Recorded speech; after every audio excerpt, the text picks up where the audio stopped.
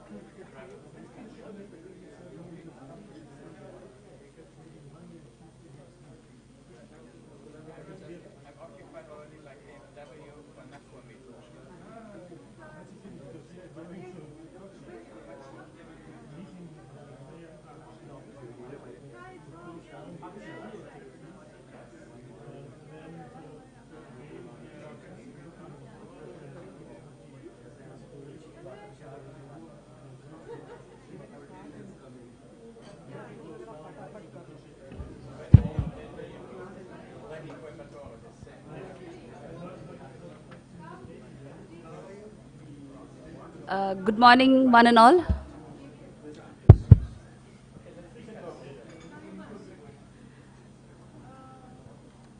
Good morning, one and all. I would request all the dignitaries to please move to the dais.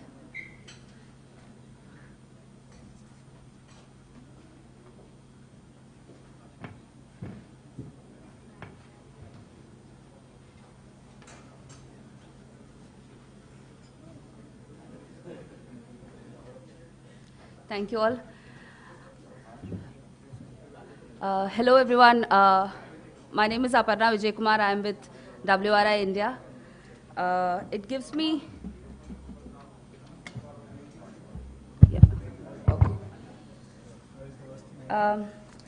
it gives me great pleasure to invite you all to the launch of WRI India's Guidebook on electric buses, the route evaluator, and the launch of the Better Bus Challenge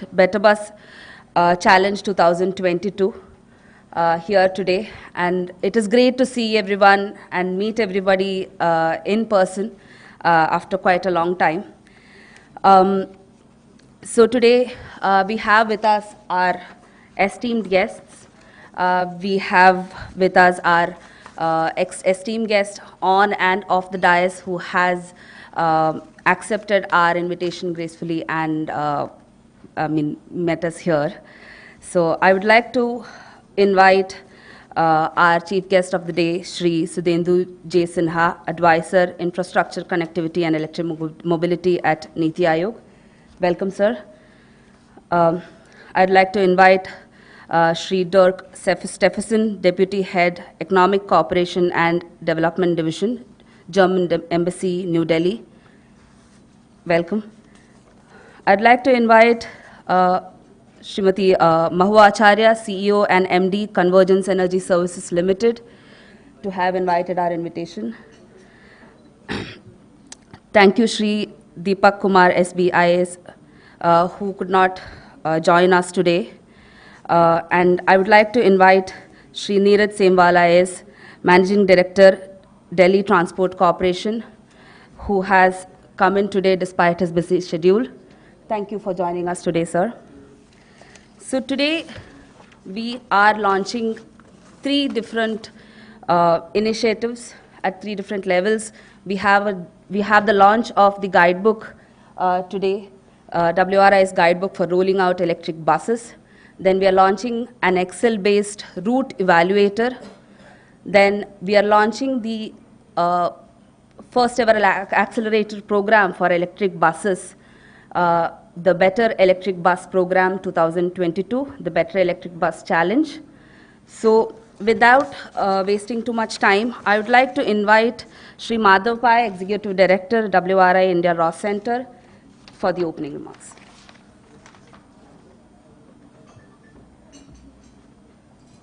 Thank you, Aparna, very much. It's great to have an in-person event. So very glad to be here in Habitat after such a long time. Welcome to all the dignitaries. Just wanted to say a few things. I mean, what we are going to release today or share today is a version 1.0 tool to do planning and scheduling, right? So it's a guidebook and then a tool that goes with it. But, we know that, route planning and scheduling for buses is a complex sort of arithmetic problem, right? So crew scheduling itself, once you get into shifts, it starts to become a mixed linear integer programming problem, and now we are adding the dimension of charging infrastructure, battery size. So, and the thing is, there are products in the market, right? But today the business model for these products, and in the global market, the business model for these products is that they basically like to get paid a share of the savings, right? So there are some products, there's a good Canadian produce, there's some products in Latin America. So this business, but the business models don't work, right? Either they charge like $1,500 per bus, or they'll say, I'll save you 5% of your crew cost, and then we'll split it 50-50. So we know that the products are available, but given our setups, our STU setups, etc., we are not able to procure those products. What we are doing is we are at the other end of spectrum now using Excel-based tools. And I think there is a lot of room in between to sort of bring a lot of these people in India who can do sort of a lot of this mathematical programming, and with us defining the problems, we want to sort of build a version 2.0, 3.0 of this sort of e-bus tool that then can help the STUs to really optimize both their schedules, but then also the maintenance and other facilities. So that's sort of the idea today, to launch this 1.0 tool and then sort of kick off this challenge where we can try to see how we can get into this next generation of planning, scheduling, operation, maintenance type of sort of softwares. The other big thing is, even if you look at, the lot is talked about the London congestion charging program. Actually, the biggest air pollution savings came from the shift to clean buses, right? So in a way, we want to run our clean buses in congested places, partly because what happens is actually personal exposure, right? Personal exposure to pollutants happens because of brake dust and tire dust combining with exhaust. And the personal exposure at signals, etc., is much worse than, you might be exposed to much more PM 2.5 in your kitchen, but the carcinogenic material at the signals is much more worse because of sort of the combination of what comes out of the back of the bus and the tire dust and things like that. And I think that's why also we need to really look at drive cycles and use that also in planning and scheduling. So I think that's the other purpose, is how can we look at acceleration, deacceleration, braking, see where it's worse, and ideally use electric buses in those places, because that's where we'll get the biggest air pollution benefit that we are saying we want these electric buses to achieve. So I think with these 2-3 ideas, right, really, doing the mixed linear integer programming to do crew scheduling, battery sizing, charging, all of that as a single problem, and also making sure that we are putting these buses in the most congested places where we can get the biggest air pollution impact, which we also can measure so that we can report this. So I think that's really the goal of where we want to take this. So hopefully today we launch this version 1, and all of this sort of challenge process that we will launch, we will be able to get a lot of young sort of mathematical minds to help us, develop this sort of next generation of tools. So with that, I'd like to again, say welcome to everybody and hand it over to Aparna to sort of continue the conversation. Thank you. Thank you, Madhav, for giving us an overview of both the guidebook, the route evaluator, as well as the Better eBus challenge. Next, I would like to invite my colleagues Shri Shamashish Das and Anirudh Ray to give us an overview of the guidebook and the route evaluator.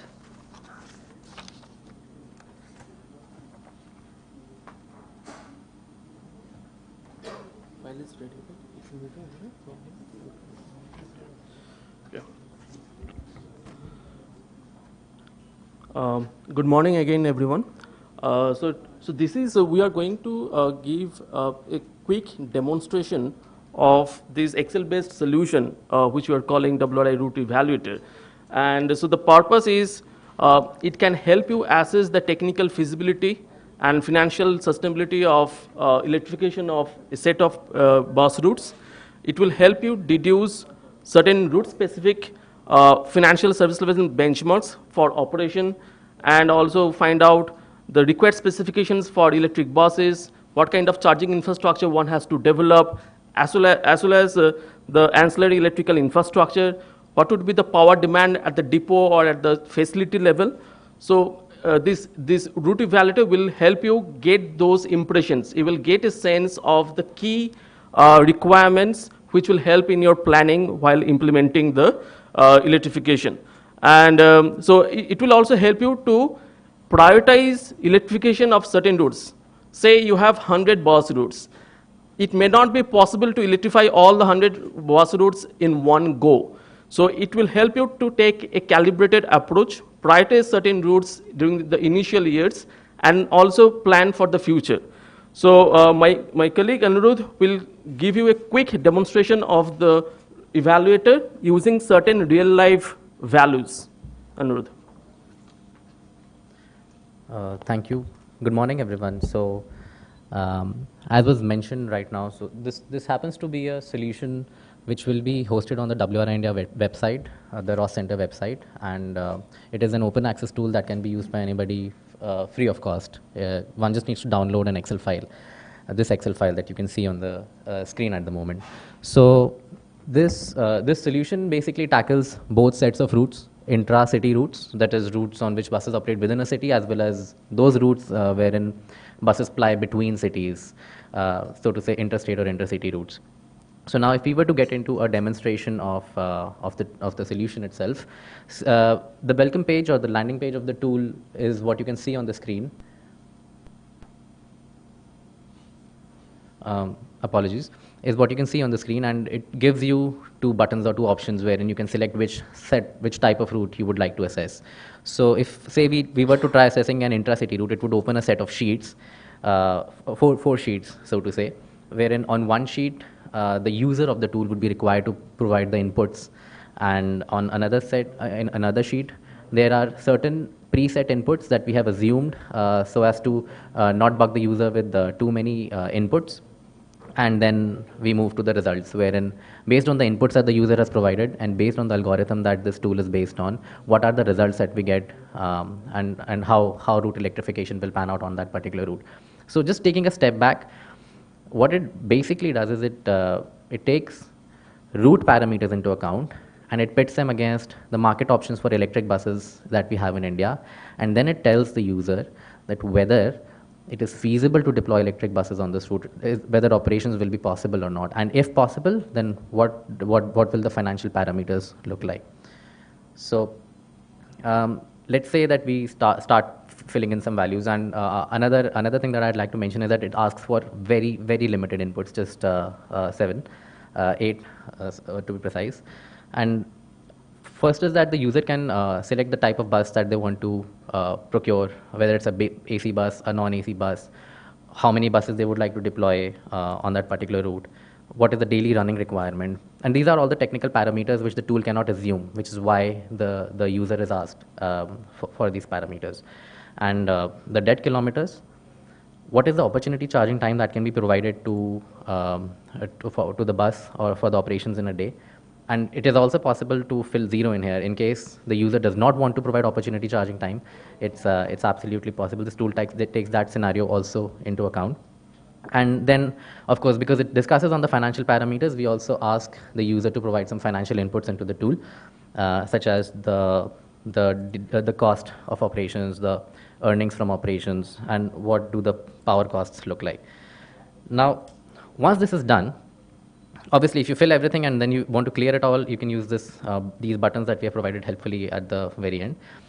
There is another set of inputs which can be changed by the user if they deem fit. And these inputs are fairly comprehensive in nature, and we took the liberty of assuming most of them because if you look at e-bus deployment projects in India, they are fairly standard in nature, these set of inputs.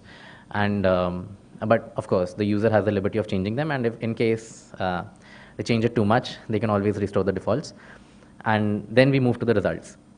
So this is the results sheet which talks about whether it is feasible to deploy electric buses on a route, and in case it is feasible, then what kind of electric buses should the transit agency be procuring? What are the ranges of the electric buses? What kind of charging infrastructure do we need?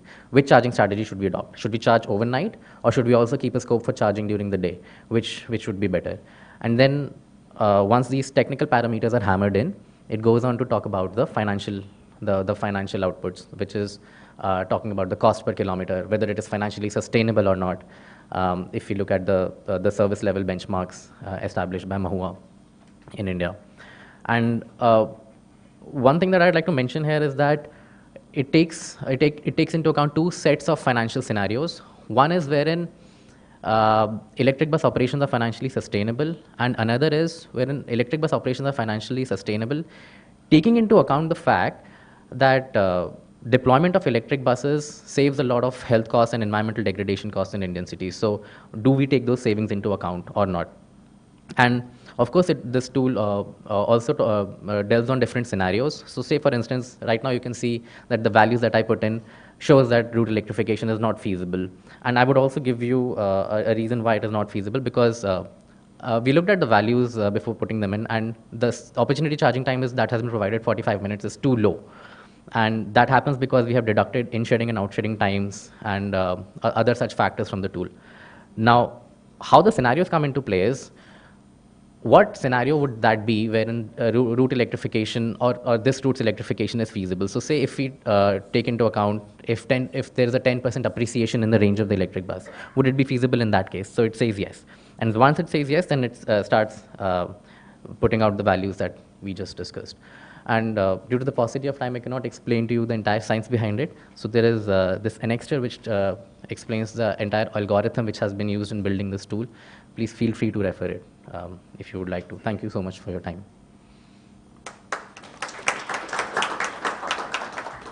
Thank you, Shyamasis and Anirudh. And we have also been using the route evaluator in cities with DTC, with BEST. And we have been receiving some good comments and all of the feedback from the agencies, from the OEMs, and also from similar service providers in this industry has been taken into account while this Excel-based route evaluator was being developed. So with that, this was the first step at the planning, at the scheduling stage, a feasibility of routing electric buses in the country with city bus agencies. The next step would be to look at how a lot of these complexities which come up from electric bus deployment with respect to crew schedules, with respect to charging infrastructure specifications, the opportunity charging available, and multiple other layers of complexity that arises. How do we bring in more technology into this ecosystem and create effective solutions? So with that, I would like to invite Manish Datta Pandey, Program Manager, Electric Mobility at WRI India, to give us an overview of the Better eBus Challenge 2022.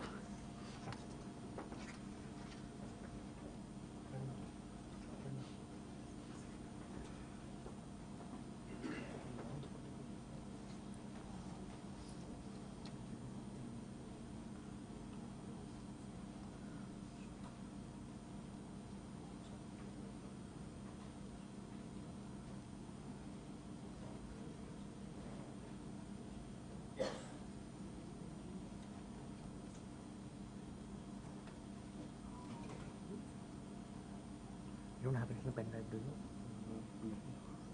Wait.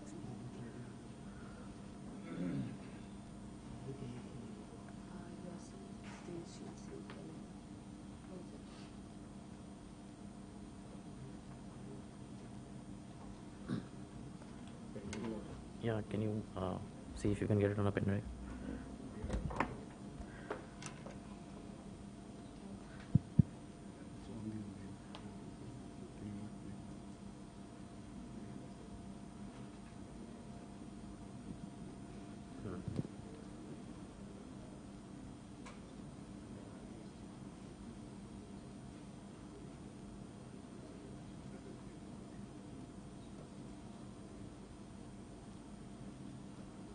So while we are waiting for the presentation to be pulled in, if I may request Sudhendu Sinha ji to really give the keynote address on what has been the vision of the national government on deploying the electric buses and how important it is, and please share some of your thoughts. Thank you, Pawan, and thank you, Aparna, for kind of nudging me to be here.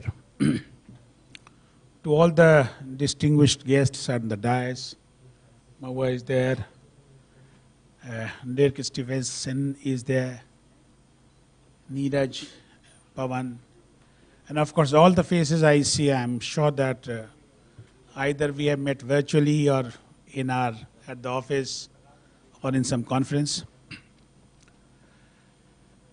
Now, one understanding is gradually getting very, very clear.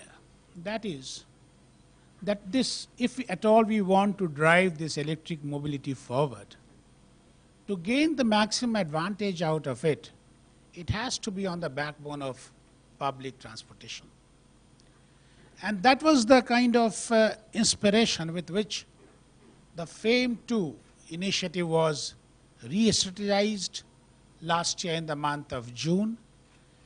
And in the bus segment, we decided that rather than thin spread of resources, we should be focusing on a specific number of cities.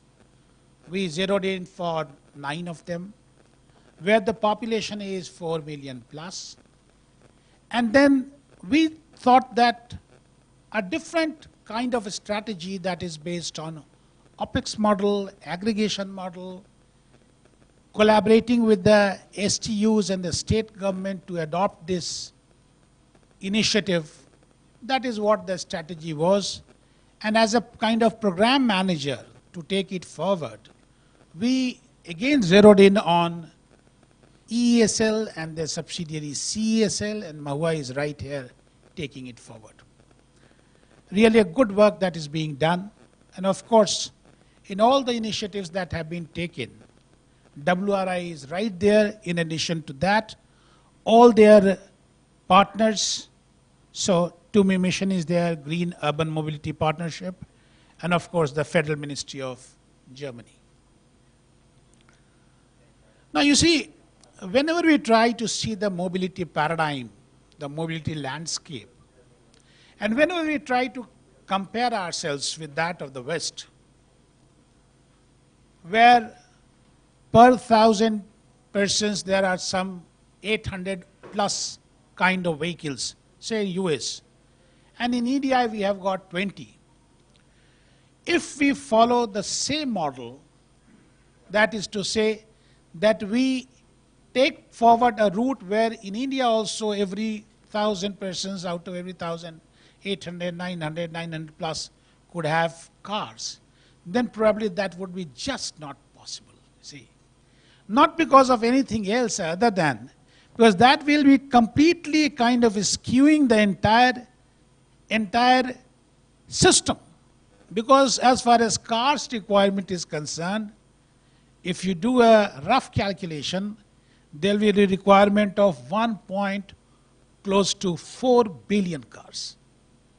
And then if you see the stationary space that it would require, maybe the stationary space itself that would be required will be equivalent to a number of countries of the world. Now, in addition to this, the margin for run is there. Then probably we will be kind of swamped by the cars. So then, of course, one borrows that famous line of Bogota mayor, who says that the great countries are not those where the poor ride on cars, but where the rich patronize public transportation. And we see all over Europe, for example, regardless of the pay package that they draw, regardless of their affiliations, educational standards, public transport is being patronized by one and all, because for the only reason that it is so convenient. Now, buses are something very closely connected to the masses. As in India, we do not drive everything from, say, kind of central initiative, because then where we end up is that the states lose their identity, lose their connect, lose their ownership with that initiative. So we have allowed states to get into the stream, and states after states in their own EV policies, what a kind of major thrust that they have given on this public transportation, on these e-buses, that is phenomenal. So Andhra Pradesh, to start with, desires to convert 100% of state EV bus fleet electric by 2029. See what an aspirational targets they have laid down for themselves. Assam, 500 electric buses. Delhi, electric buses to be at least 50% of all the new buses. Gujarat, 1,500 e-buses on road by the end of this year.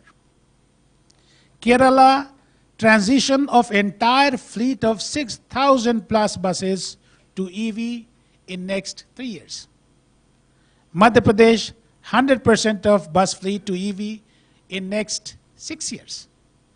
Maharashtra, they have given additional subsidy of 10 lakhs to top up the subsidy that is being given by the center on the buses.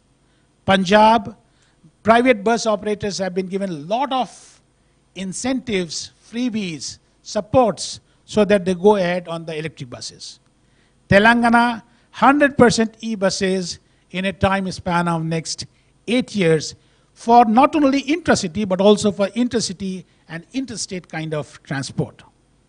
Tamil Nadu, 1,000 e-buses to be introduced every year.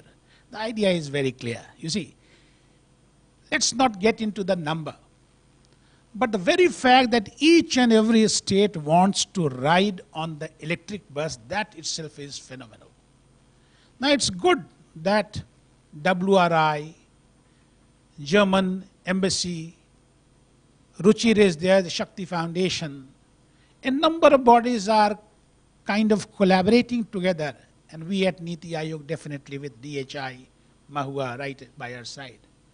They are collaborating together to find out that what could be the best financial model, and how can we give a bulk order and comfort to the OEMs so that they gain the confidence, and more OEM, they start joining this particular brigade.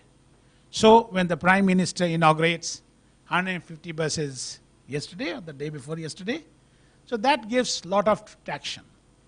Similarly, when CESL is trying to they are almost now closing up the new contract for the buses, that is of the tune of 5,450 buses. That is a big number. And that is giving a lot of confidence to, in addition to the policymakers, to the OEMs, that this is the time they ramp up their capacity in a big way and take it forward. So congratulations again to WRI, to all their partners, to the German embassy for taking it forward, and I'm sure that it will not be very long. So what I look forward, number of years, if I might say 3 to 5, max to max. So within this period, you will see the visibility of these buses in the streets in a big way. Frankly speaking, if you see the journey of CNG buses, and of course, the Supreme Court intervention was very, very emphatic on that. Otherwise, probably it has been the same journey all over the country. So the way we are pulling off buses, that is really awesome. And I'm sure in a very short time. We should be doing great things out there. And as far as the policy support is concerned from NITI Aayog, we have got the National Mission on Transformative Mobility and Battery Storage, and my team is full there.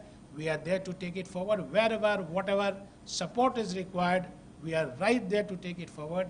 But we must together ensure that this public transportation infrastructure, it is strengthened to an extent that all of us who have come here by car, we could have opted for on our own volition, not because of the principled stand, but only because of the comfort and the style and the luxury and of course the cheap cost that it would take to us. In addition to that, those issues could be there. That is how I take it. Thank you, Pavan, and thanks to Aparna and the entire team. Thank you. Thank you for that inspiring and encouraging words that public transport becomes a choice not only by principle but also because of the way it is really implemented and it becomes accessible to all, and also about NITI Aayog's support in transitioning to electric buses all over India. With that, let me invite Shri Dirk Steffensen, Deputy Head, Economic Cooperation and Development Division, German Embassy, New Delhi, to deliver his special note. Thank you. Thank you very much. Dignitaries on the dais, ladies and gentlemen. It gives me great pleasure to participate in today's launch event. I'm not an expert on electric mobility and electric buses in particular, so I would like to give you a close picture, a brief picture on the political background of our cooperation with India in this regard. For Germany, India is the biggest bilateral partner country in development cooperation with annual commitments significantly above 1 billion euros.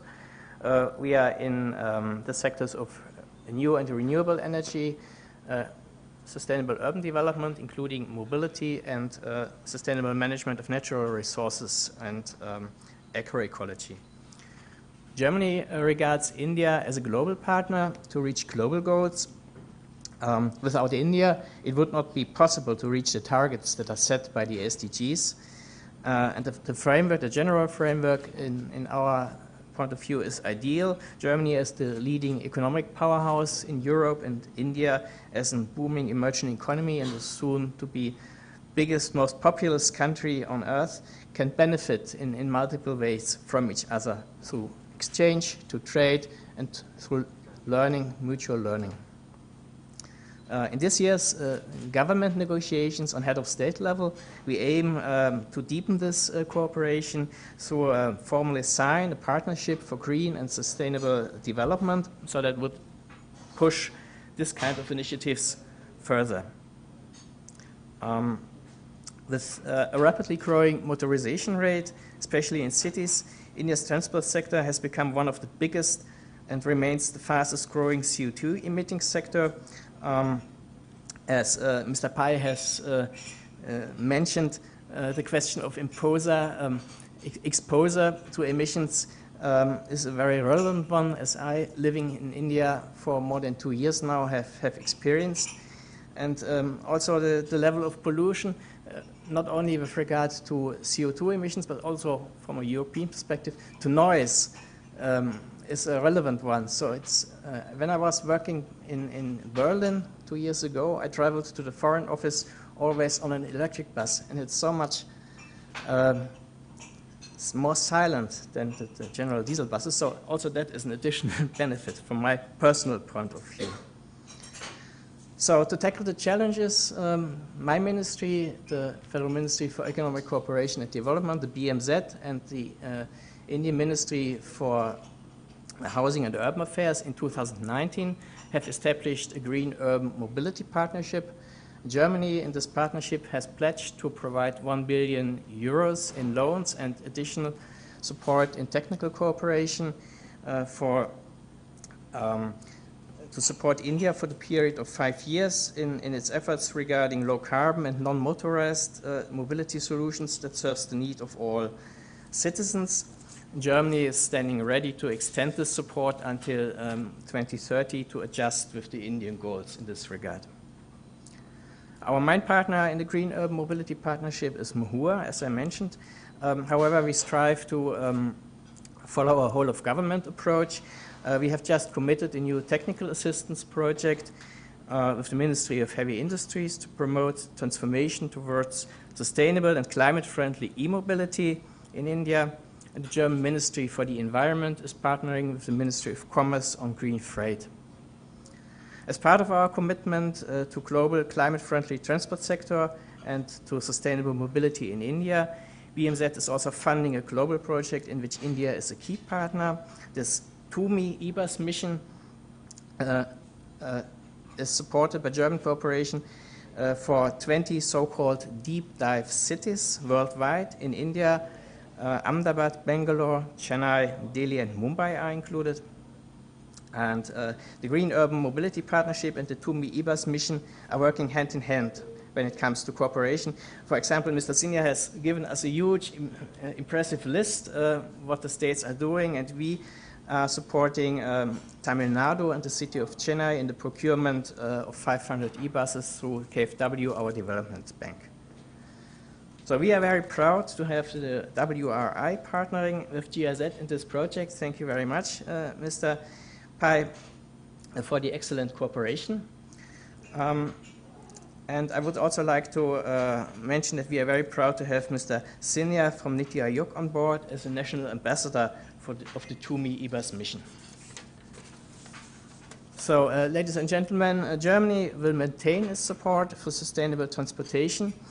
However, I would like to mention that e-mobility alone is only sustainable as the energy is also produced in a sustainable and green, environment-friendly way. In India, as of today, a lot of coal is still used, and the government of Germany is ready to support the government of India in a just energy transition process, also to facing down the coal and to enhance the energy production from renewable sources. That will also make us independent from fossil fuel imports, which, as we see these days, unfortunately, are a highly volatile and geopolitically exposed market. So in the aftermath of the pandemic, the recover forward or build back better approach to overcome the implications should be our principle in moving forward toward green and just recovery. Germany stands ready to support the government of India in its effort towards just energy transition facing on coal. To conclude, let me express my gratitude to the organizers of today's event, Niti Aayog, WRI, Convergence, and last but not least, also my colleagues from TUMI and GIZ. I'm looking forward to an interesting discussion and to see electric public transportation operating on the streets of India as a forerunner of local climate action. Thank you very much for your attention. Thank you, Shri Doug Stephenson, for reaffirming your partnership, and thank you for the support that we have been receiving through the TUMI e-bus mission in accelerating the adoption of electric buses, and also for the overall support in the electric mobility program. I'll quickly ask my colleague Manish to really present on the Better e-bus challenge that is being launched today, and after that we'll get into quick special addresses. If you can be very brief. Yeah. Thank you. Okay. Good morning, everyone. I'm Anish Pandey, Program Manager for electric buses at WRI. And I'll just take a few minutes to introduce why we're doing this challenge and what this challenge is. We know the requirement of buses in India. We are currently at around 1.2 buses per 1,000 people. And our aim is to get closer to 5 or 6 buses per 1,000 people. But that will require a lot more buses than we have currently. So we have estimates of around 200,000 buses by 2031 to serve public transport in India. In terms of adoption of the e-buses in India, other than China and Europe, India has the highest number of e-buses deployed currently. As of December 2021, we have more than 1,700 buses operational across 34 cities in India. And we have a target of reaching around 30% new sales of e-buses by 2030. So if you look at where we are and where we are getting at, So in 2030, estimates of between 15,000 to 22,000 new e-buses on roads will be required. So that's a huge jump from where we are at 2,000 buses currently. And the scale-up of e-buses deployment in India will require huge support of not just the public sector, but also the private sector. So with this background, what we have done is we've introduced the Better E-Bus Challenge. And for this challenge, we're looking at a solution in 3 broad buckets. One is planning and scheduling. As we know that, as Madhav also mentioned, scheduling and planning is a very complex problem. With e-buses, the complexity is multifold. So that is one area which we are looking at. The second is operations and management. So getting real-time data from the operating buses and using the data to optimize your operations based on the city's requirement. That is the second bucket of challenge we are looking at. And the third is the procurement and financing. So we all understand the high capital cost of buses. But again, there are many innovative models in India as well as around the world to get these buses at lower interest rates with less upfront costs for transit agencies. So these are the 3 basic buckets under which we are looking for solutions. And the format of the Better E-buses, we are soon going to launch the challenge today. And the applications can be sent through our website till the end of March. 30th March is the application deadline. Once we receive the applications, there'll be a screening process, which will be based on, how practical it is, what is the requirement of the city, multiple factors which we'll be looking at. And from the applicants, we'll select a cohort. That cohort will be then invited into a boot camp where mentorship from transit agencies and industry experts will be provided to the participants. Soon after the mentorship boot camp, we have the jury day presentation where the participants will present their pilot solution in front of the jury, which will consist of members from transit agencies, industry experts, and others.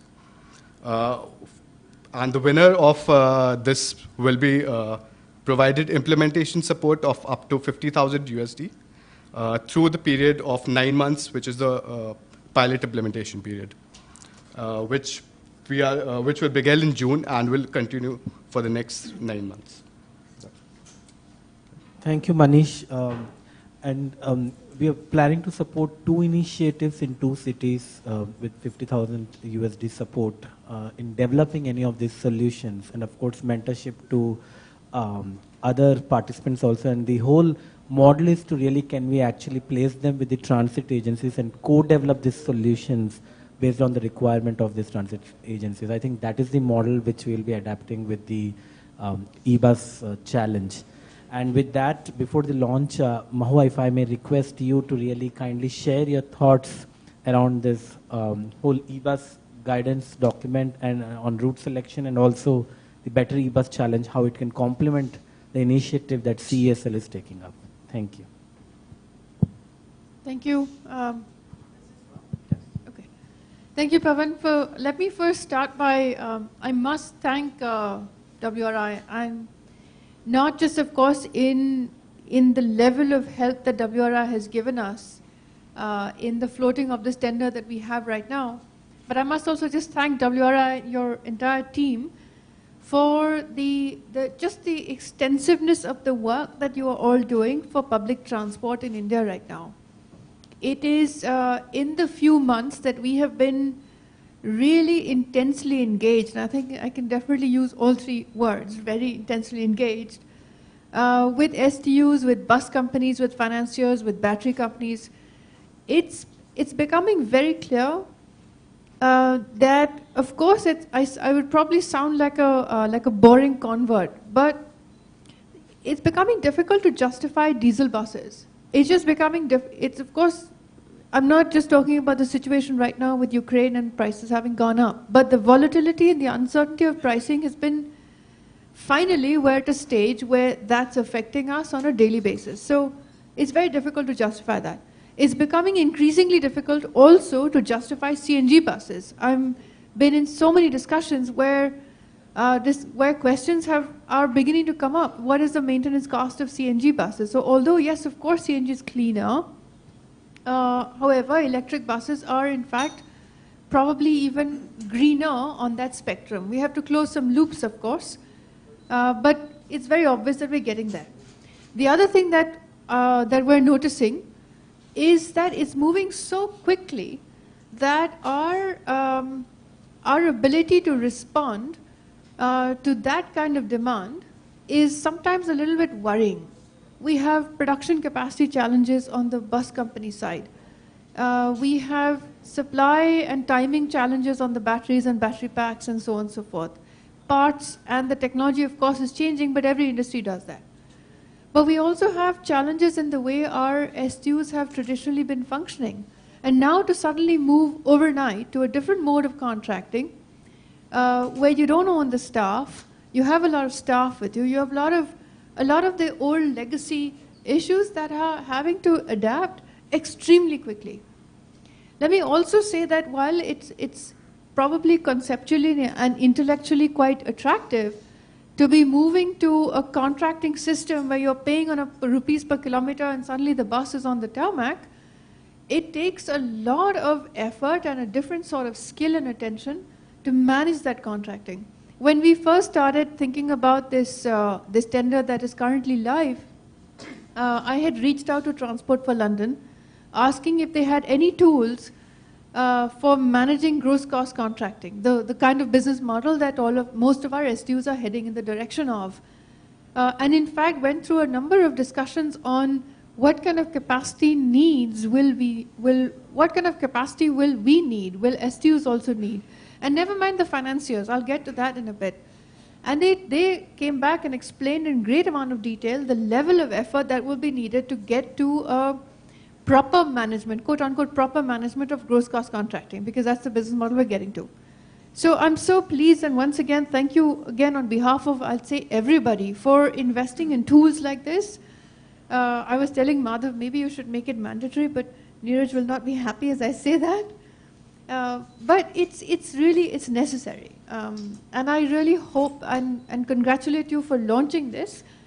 And I would urge all the STUs, whether you're in this bus challenge that's live right now or you're not in the 9 cities, that this kind of thing is something we'll have to get to. So while at the highest levels something is intellectually attractive and probably also commercially easier to justify, these are contracts that are upwards of 10 years.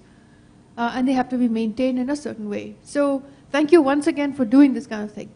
There's another third section that I think we will all need to work towards, not to put more work on WRI, but I say that because I know you will deliver, is the chunk on financing. And I know you're already working on it, but I mean, I shudder to, I don't want to underestimate or even overestimate just how big that financing challenge is going to be in front of us. Right now, pretty much all bus companies foot the bill, not just of making the bus, but of course managing that bus for 10 years in the contract that is with the STU, with the transport agency. The level of capital that will be needed we have to deepen our markets. We have bus companies, we have a few operators, not enough of them. We have so many state transit agencies. And we, of course, have a very, very deep and liquid banking system. However, many of these contracts are not securitizable. Our state transit agencies are not in the best of financial health, and it's not likely because public transit is a subsidized activity probably the world over. But there are ways to make these things bankable. So issues around getting financing into this entire sector and moving away from the most traditional either corporate finance, because that's the only system that we have right now, to more sophisticated ways of financing using the levels of instruments that we have in the banking system today and in the financial markets today. I hope that I think we should work on that really quickly, because I see that need is going to arise and it will hit us before we know it. So with that, I must once again congratulate WRI, Pavan and his team, and Madhav and his team in particular, for the level of effort and the engagement that you are having with the sector in general. So thank you once again for doing this. We would not be here without the leadership of Niti Aayog, who have managed to so far roll this all into a single scheme.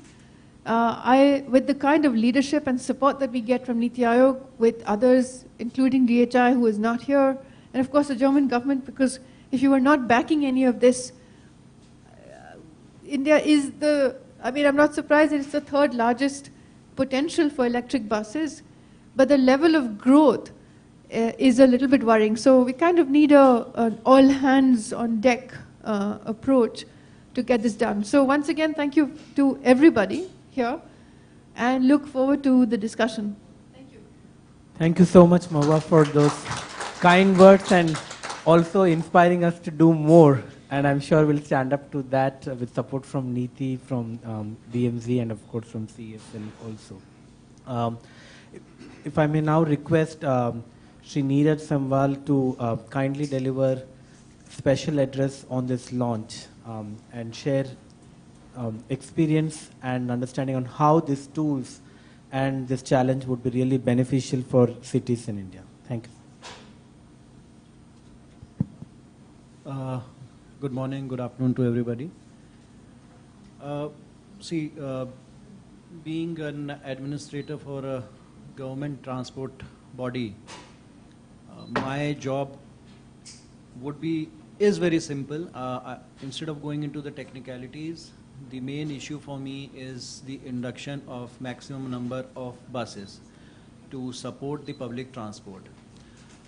As most of you must be knowing that at least for my government, the Delhi government, the policy that has been taken is, decision that has been taken is that from now on, Delhi, at least DTC, is going to procure only electric, low floor and AC buses. So these are three aspects that, which I should say that Delhi government has been very considerate, looking forward from various spectrum of our social requirements. Like when we are talking of electric buses, we are fulfilling our responsibility of clean energy.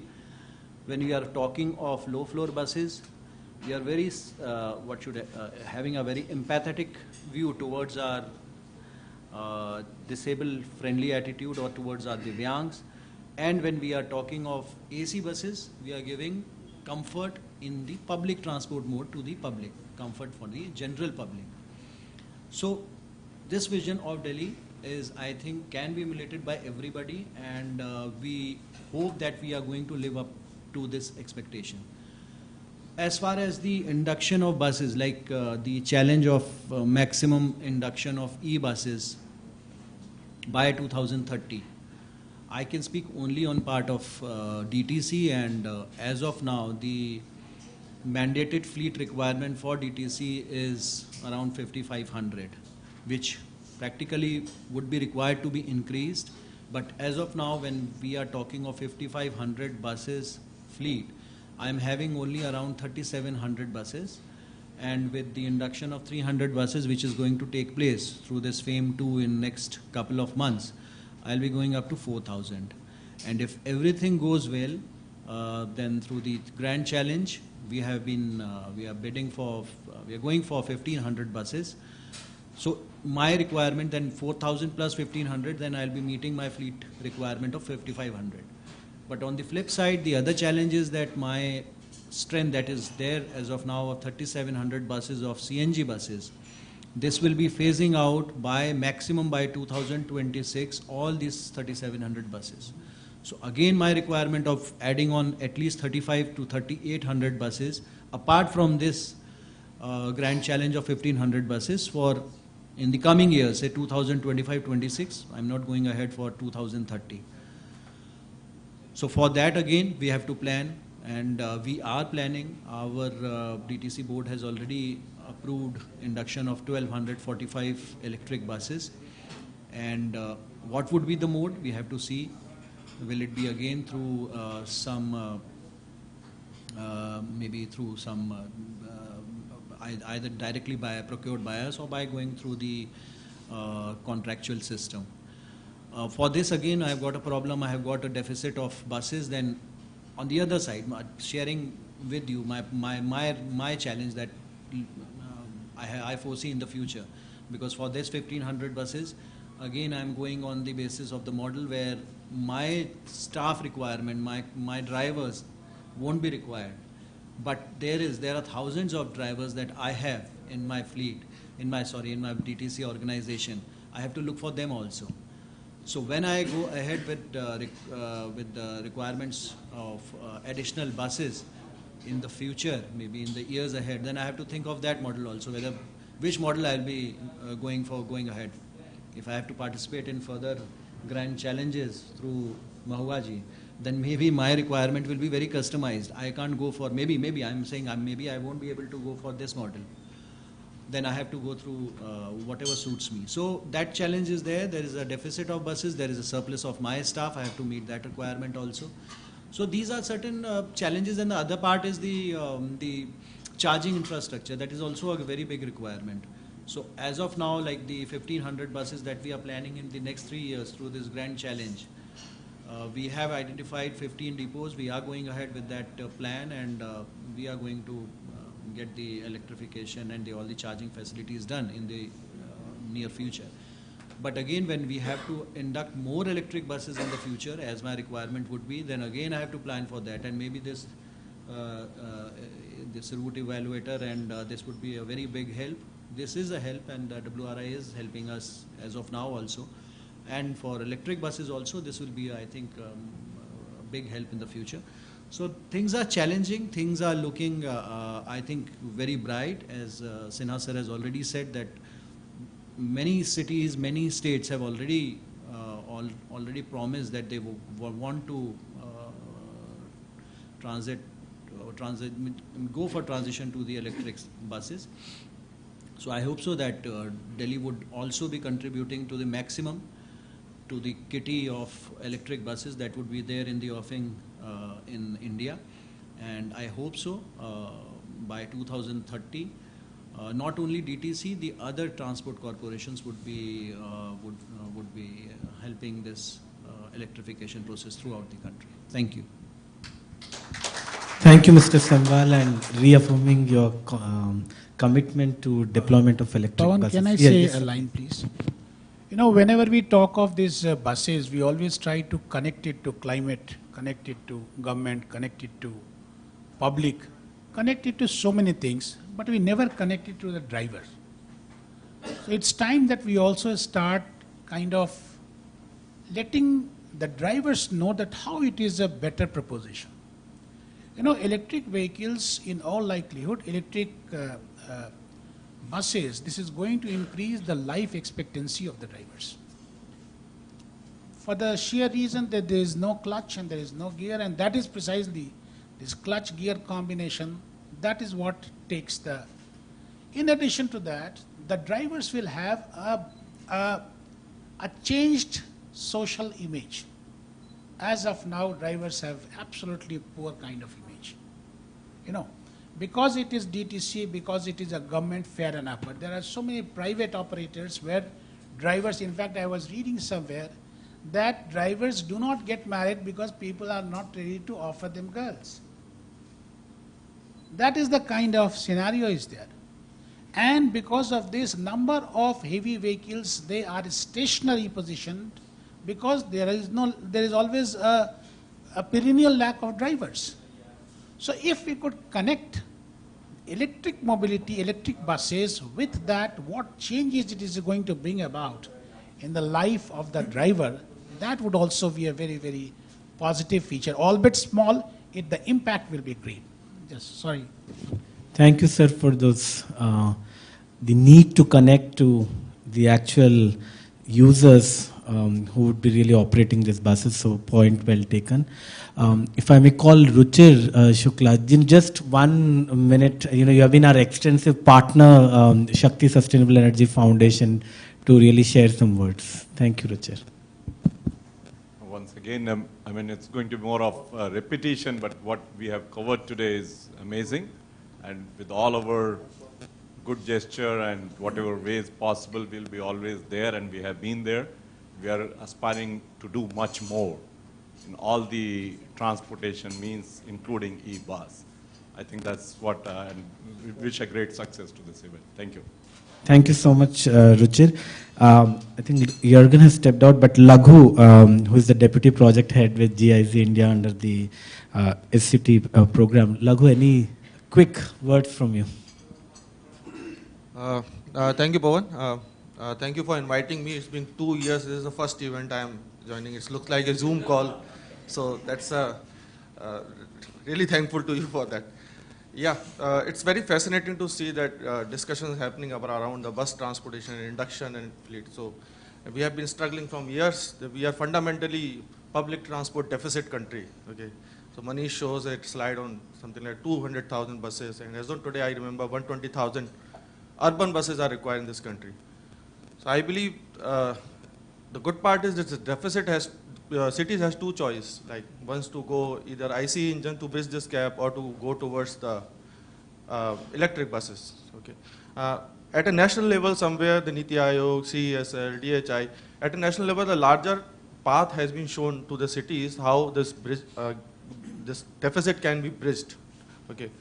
I think a lot to be done at a city level, but I could see that the things which I have not seen in bus transportation in years, like OEMs are getting into the operation, and thanks to the national ministries, including Niti Aayog and others, that to bring the OEMs into the operation, which we have been trying years, which could not happen. So these are the new traction which we can see, and I hope this will continue. And this should not only continue in e-buses, but will continue in other type of buses so that we can reach those targets eventually. Thank you. Thank you.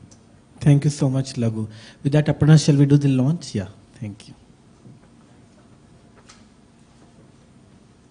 So I'd request, so now we get into the launch of WRI India's guidebook for rolling out electric buses in India and route evaluator. Please, we have a short video that we would like to show you.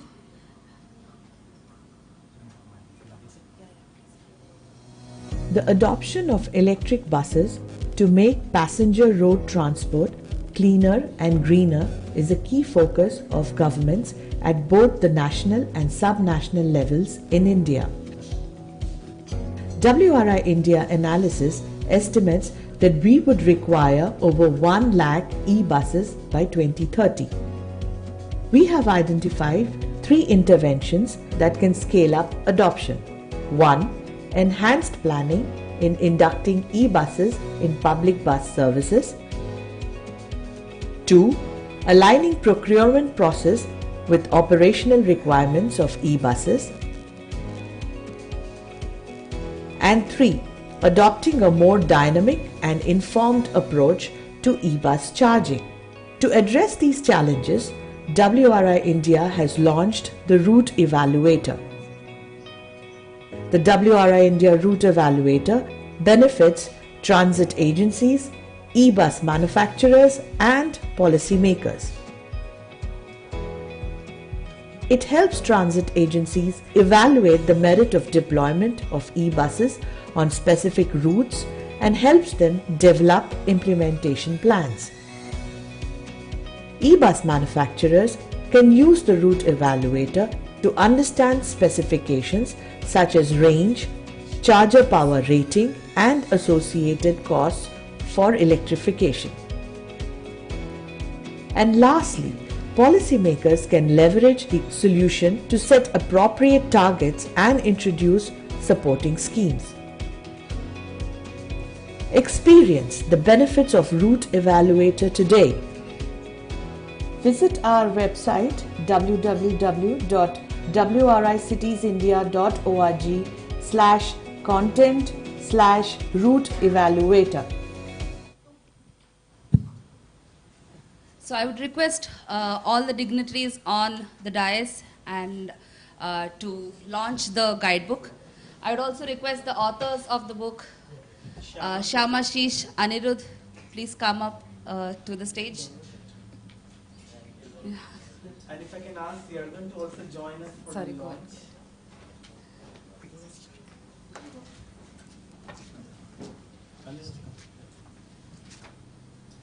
Why don't you open it? Yeah, we can open it. 1, 2, 3, we can open it.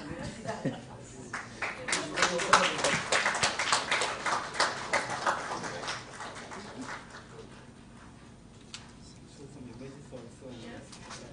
Where is the decision?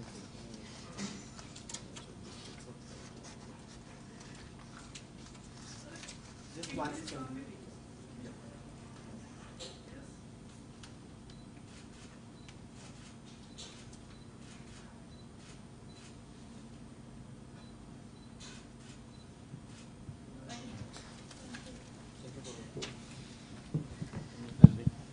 Thank you, everyone. We move to the next segment. Ankita, please show us the video of Better E-Bus 2022. The Better E-Bus Challenge is an initiative by WRI India supported by Transformative Urban Mobility Initiative, TUMI. It is the world's first accelerator program for electric buses. The challenge invites entrepreneurs, component manufacturers, technology and service providers, and transit agencies to develop and co-create city-specific solutions. The challenge seeks solutions under 3 categories: planning for e-bus operations, keeping in mind parameters like technical specifications of buses, energy and route characteristics, real-time monitoring and operation optimization for existing and upcoming operations, innovative solutions to ease the barrier of high capital costs. The benefits for applicants include tailored mentorship with domain experts, implementation and pilot support, and national level exposure. Solutions must be in the post-prototype stage and must be scalable and adaptable to different cities. The shortlisted participants will develop the solutions further with assistance from experts from different domains, including city bus transport agencies, businesses, finance, and investment. The 2 most promising solutions will be awarded implementation support of up to $50,000 for demonstrating their solutions in selected cities. WRI India will then work with the winners through a 9-month-long demonstration project. To apply for the challenge, visit our website www.wricitiesindia.org. Click on Urban Labs and choose Better E-Bus Challenge 2022. Thank you. Thank you. With this, we launch the Better E-Bus 2022. I would request Sudhendu sir and Mr. Stephenson to. Yeah. Thank you.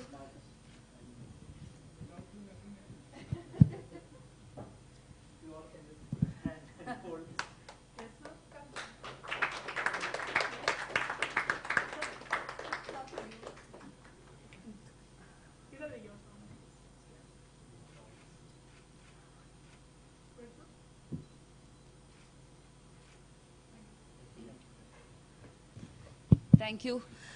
Thank you all for joining us for this launch. I would like to thank Mahua. I would like to thank Mr. Stephenson and Sudhendu sir, who joined us today despite his busy schedule. I would like to thank Mr. Neeraj Semwal. And now we move on to the panel discussion. So I would request we can have a very short break and just take coffee to our tables also. So, yeah, we'll just take 5 minutes and get our coffees to the table, and then we'll move on to the panel discussion. Sorry? Oh, they did? Oh, okay. Yeah.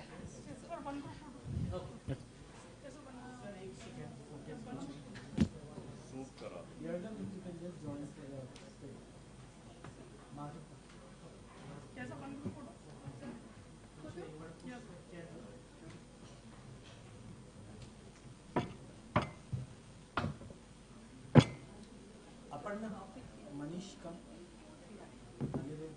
Shama.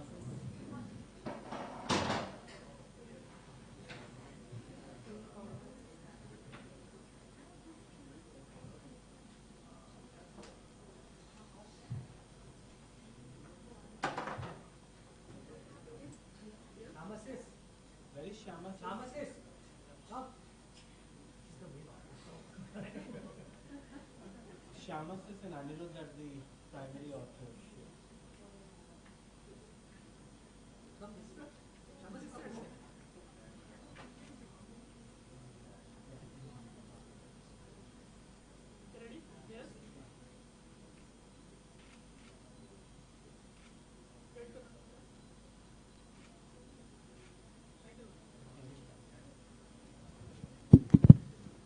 See you there for the panel discussion.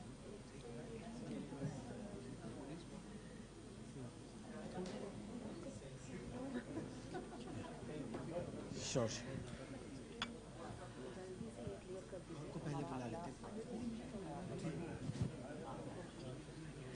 Sure.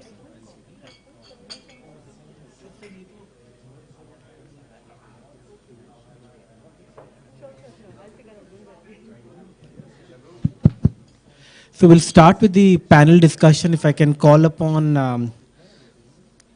Laghu to join on the panel discussion.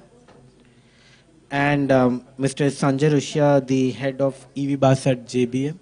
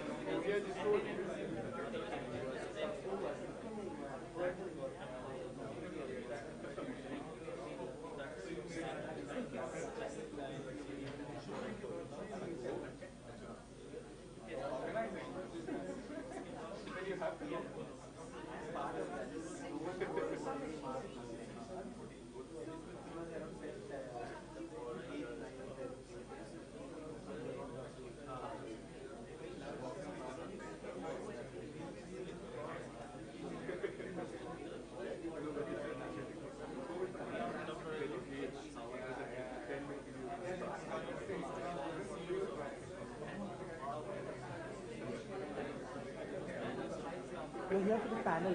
Half an hour is complete the panel. Yes, half an hour jaldi karo. Now that again, December we had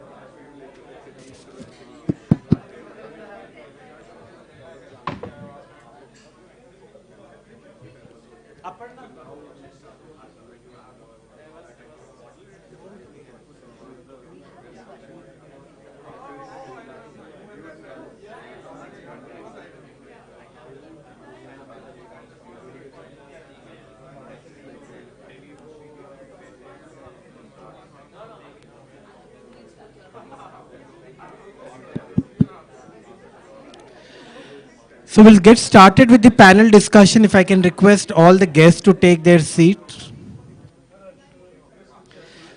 and invite all the panelists on the stage. Madhav, Laghu.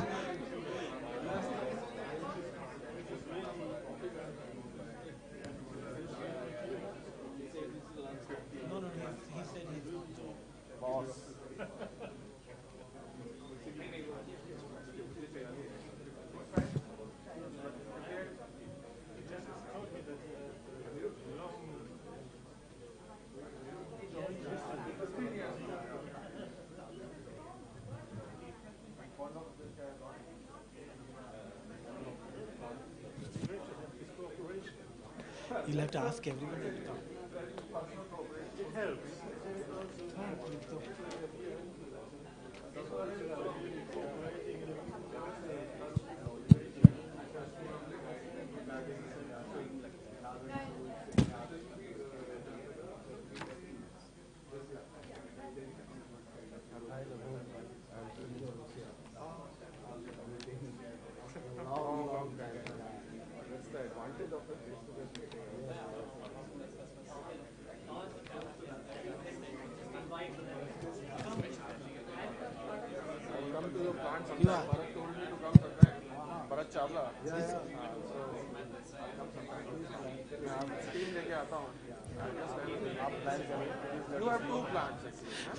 I'll request the panelists, Mahua, Laghu, Birazdar ji, everyone please take their seat, come.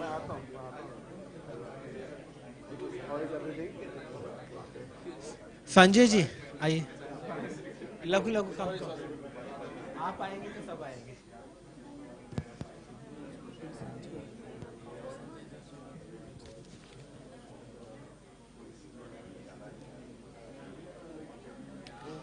Mehak, can you get everyone to get seated? We'll start the discussion. So वहाँ पे बैठ जाइए. Quickly put his.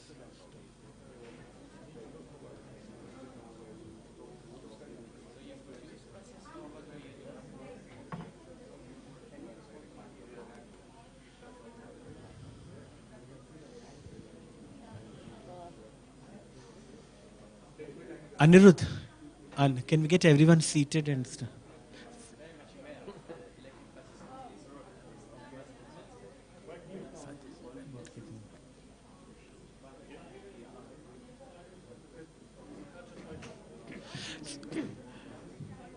I request everyone to take their seat and we'll get started with the next round of panel discussion.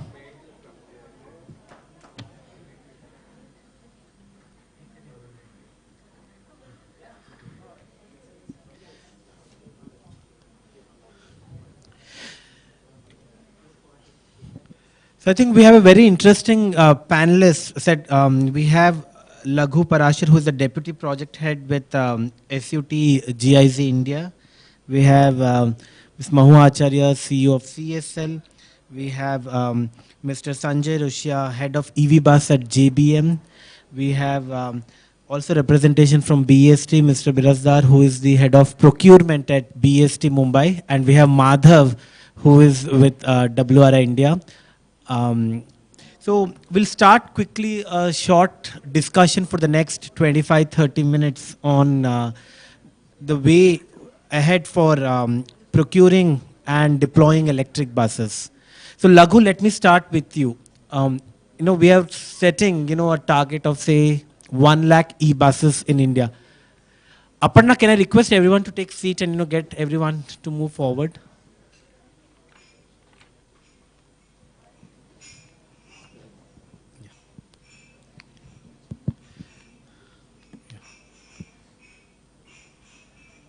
So Laghu, and to all other panelists, 1 lakh e-buses by 2030. What will it take in India to make that happen? And let's discuss different perspectives from the supply side, from the implementation challenges, from the financing aspects. So I would really request each of you, based upon your expertise, given your planning and in operation expertise, Laghu, do you think this is really a possibility in the next 10 years?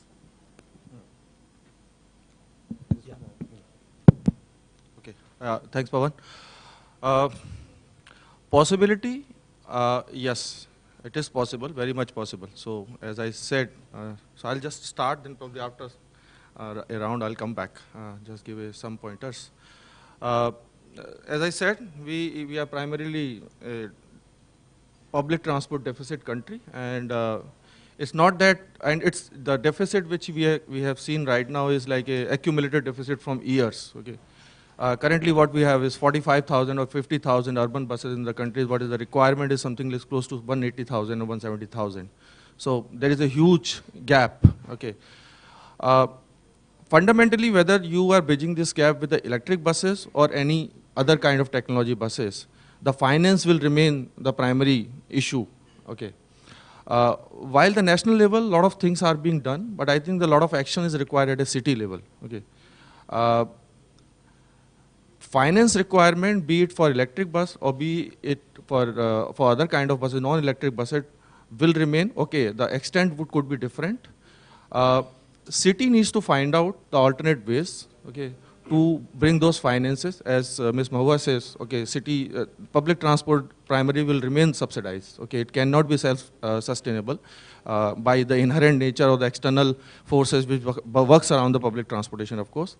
One of the example, if I may say, first thing is the states and the city needs to recognize this fact. Okay, it requires subsidy, and I would like to quote one example of the Gujarat state. Okay. I see this is the first state which formally recognize and acknowledge the fact, okay, this is the bus transport system, this is the public transport system, it has to be subsidized. So by acknowledging the very fact, you are actually acknowledging the problem, then you are going towards the solution. So they come up with this scheme of financing, a scheme of the viability gap funding, that if you operate the buses on gross cost contract, that you will be eligible for these kind of a subsidy per kilometer. And later on, once this kind of a scheme is there, they included the electric buses also into that. So I think lots more cities needs to acknowledge this fact, and the state needs to acknowledge that fact and bring alternate finances within the systems so that we can achieve. The technology will come and go. I think the fundamental problem with the bus transport with electric and without electric will remain same. We have been facing this financing issues and challenges, discussing the same problems 10 years back also without electric buses, and we will continue to discuss the same things. So fundamental issues and challenges needs to be taken care of, okay? And yes, so that we can achieve these kind of targets. Yeah, I'll come back on that. Yeah. Thank you, Lagu, for setting the context on the possibility that yes, it is possible, but what more needs to be done at subnational level and at city scale. I think that's where it lies also. Mahua, let me bring you in.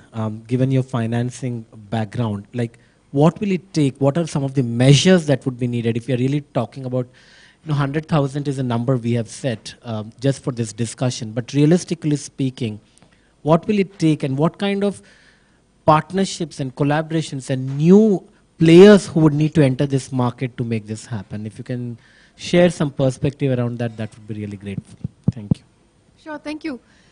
The tender that we have right now that is currently live is only 5% of this 1 lakh. And even at 5%, I have concerns around finance. And the concerns are let me turn that around to more positive. What do we need to see happen? It's not rocket science. These contracts will have, with state transport authorities, have to be bankable. In an ideal scenario, these contracts need to be securitized. And in order to be securitized, they have to be bankable. So there is experience. We have had 25-year power purchase agreements in the power sector for years. We reached a point that our distribution companies were perhaps not the best in best financial health. And so that shook the bankability of those contracts. That learning is not applicable to this sector either, because the instrument remains the same. It's a forward offtake with a fixed price, with a standard predictable revenue stream. So from a finance lens, first and foremost, that contract has to be bankable. That's one. How does one make that contract bankable when the off-taker our state transport agencies are not going to, I mean, one has to make the assumption that they will not necessarily come into the best of financial health very quickly. Yet we have to first just service even 5% or 10% of your 1 lakh target. That means that we will need some more risk mitigation instruments in the market. Again, there's a lot of experience in other sectors that have built these risk mitigation instruments.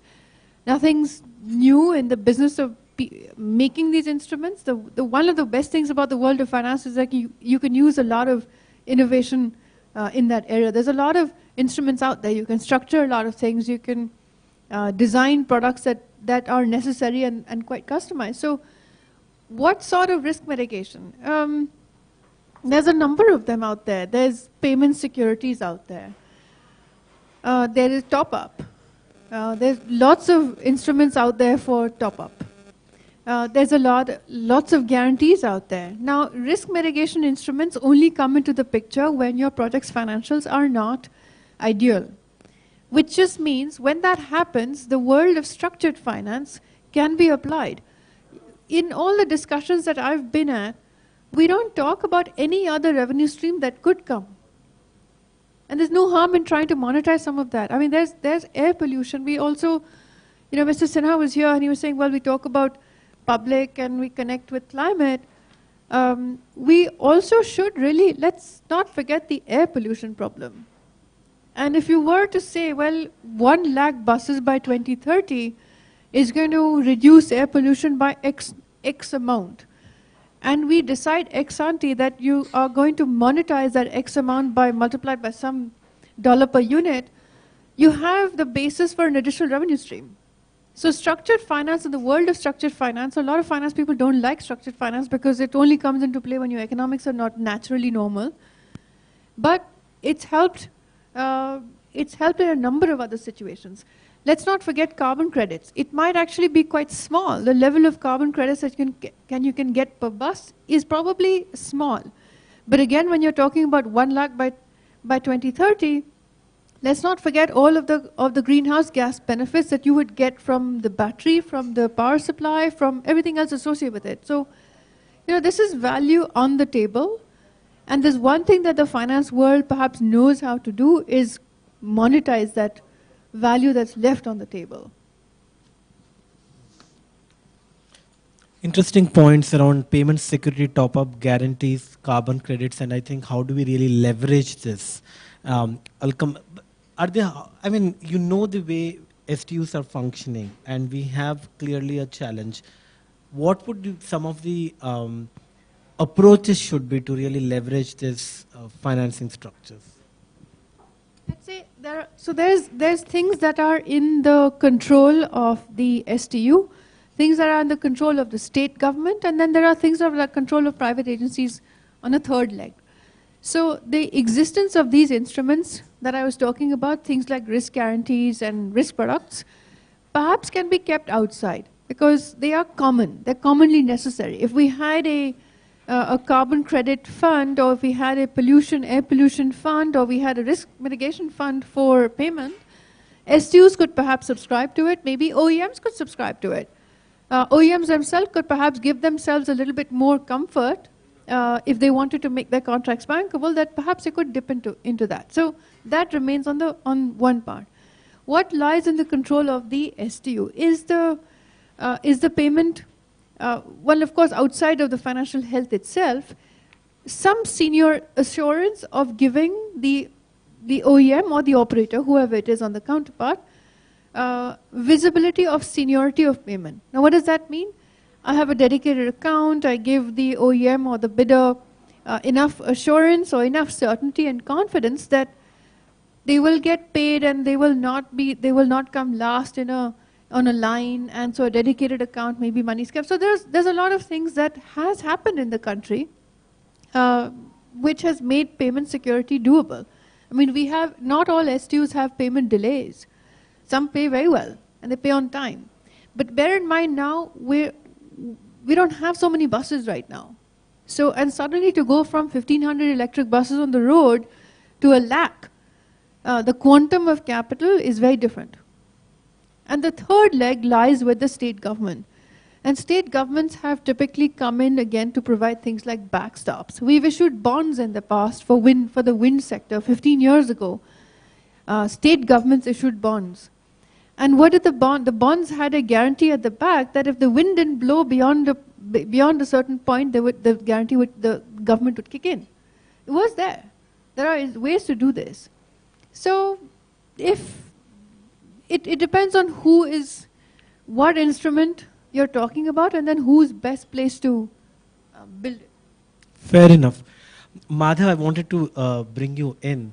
I mean, you heard great ideas from Mahua, and also setting up this air pollution funds and some of this. Just wanted to get your thoughts around the possibility around what STUs can do, what states should be looking at, and how do we really bring the whole picture of air pollution conversations in the electric bus deployment.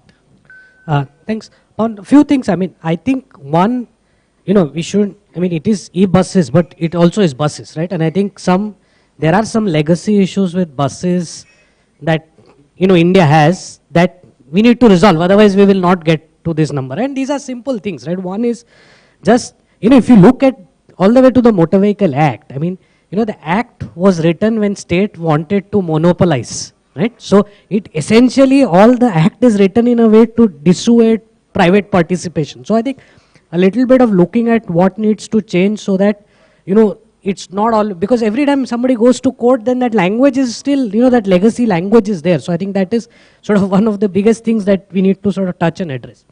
Second point is generally so far the quality of buses has been a big problem in India, which, and I think this transition to e-buses will definitely help overcome that hurdle. The third problem is staffing. I mean, in India for these STUs, hiring was based on central, exams and things like that. Since 1988, none of the STUs actually have hired staff from central programs. So the quality of staff, the training actually is missing. And I think then that becomes a good opportunity to move to public-private partnerships. But I think the planning capacity absolutely has to be built inside the institutions. And I think, of course, the STU colleagues can also, but we need to build sufficient planning capacity, contracting capacity, management capacity in the STUs if we are going to make that transition. Then there's the problem of being stuck in traffic, which is very important. I mean, and unless we solve that challenge of, Bombay buses move at 6-7 kilometers an hour. You are never going, whether it's an e-bus, whether you are never going to get into any sort of, people don't use it. I mean, I used to use buses 15 years ago. Today I don't use it because it's 6-7 kilometers an hour. You're getting nowhere. So I think unless somewhere we have to also sort of find a way to deal with the question of priority. So I think these are some legacy issues. So I'll say, I think it's important to address because a lot of times this e-bus conversation then just brushes away all of this. But I think it's very clear. I mean, if you look what has happened around the world, basically good financial sort of management, you need subsidy, but you don't want to subsidize inefficiencies. So, so you need technology. Technology uptake has been very poor. Very few companies are doing, even bus companies are doing digital payments. India today is set up to do digital payments. We hardly see, if BMTC is still cash run operation. Most companies are cash. So one is how do we make this transition to complete use of technology. That becomes, again, this goes back to creating the capacity for planning and management and all this. And then on the finance side then, really making sure that, you bring all of these sort of instruments, the trust funds, the ring fencing, the guarantees, even if you bring the subsidies, how do you do, it's like planned subsidies, right? It's not at the end. I mean, today, for example, BST, every 4 years has to go and beg, for the state government to write off their deficit, right? I think that has to change. You have to give, targeted subsidies at the beginning of the year and, and then making sure that all of that is ring fenced. So I think in the end, I think these two are the main things we have to do, right? One, build capacity, planning, contracting, management, we all talked about it. Two is to make sure we use technology so that the financing also then becomes sort of less risky. Kilometers are tracked, payments are tracked, subsidies managed, and and then we are able to sort of do all of that. So I would say that's yeah. Thank you, Madhav. On I think two takeaways was using technology and managing the finance, and then of course creating planning and building capacity within the STUs also. Air You want to pollution, add something? Air Yeah. pollution I'll touch later, so let's go around again. Birasdarji, let me reach out to you. Is Mumbai thinking any innovative financing mechanisms, or is the mechanism going to the state? Because I know you are committed to that, by 2025, 50% of the buses in BST would be electric buses, and you've set a very ambitious target. So how are the state finances really looking from this perspective? First, I will introduce myself. I am C.S. Birazdar from BST, working as a chief engineer. I am looking after procurement of buses since 2016. Initially, we have procured 5 electric buses with our own funds. That is provided by municipal corporation. For reducing the pollution, our BMC is also taking initiative, and they are providing fund for procurement of electric. First 6 buses buses procured were through our own funds. After that, we have procured some buses under FAME 1 or FAME 2 buses. Meantime, we have procured many diesel or CNG buses. For diesel, and entered into contract. For diesel and CNG buses, just I will share my experience. For diesel and diesel and CNG buses, the rates per kilometer what we obtained is far more than the rates for electric buses. Even if we remove the subsidy part, then also this procurement of electric buses under GCC model will be far economical for operation. It will be far economical. That's why initially we went without incentive procured our buses. And now we are also thinking even for increasing the number of buses. What we have told, by 2023 our 50% fleet will be electric buses, and by 2026 our 100% fleet will be electric buses.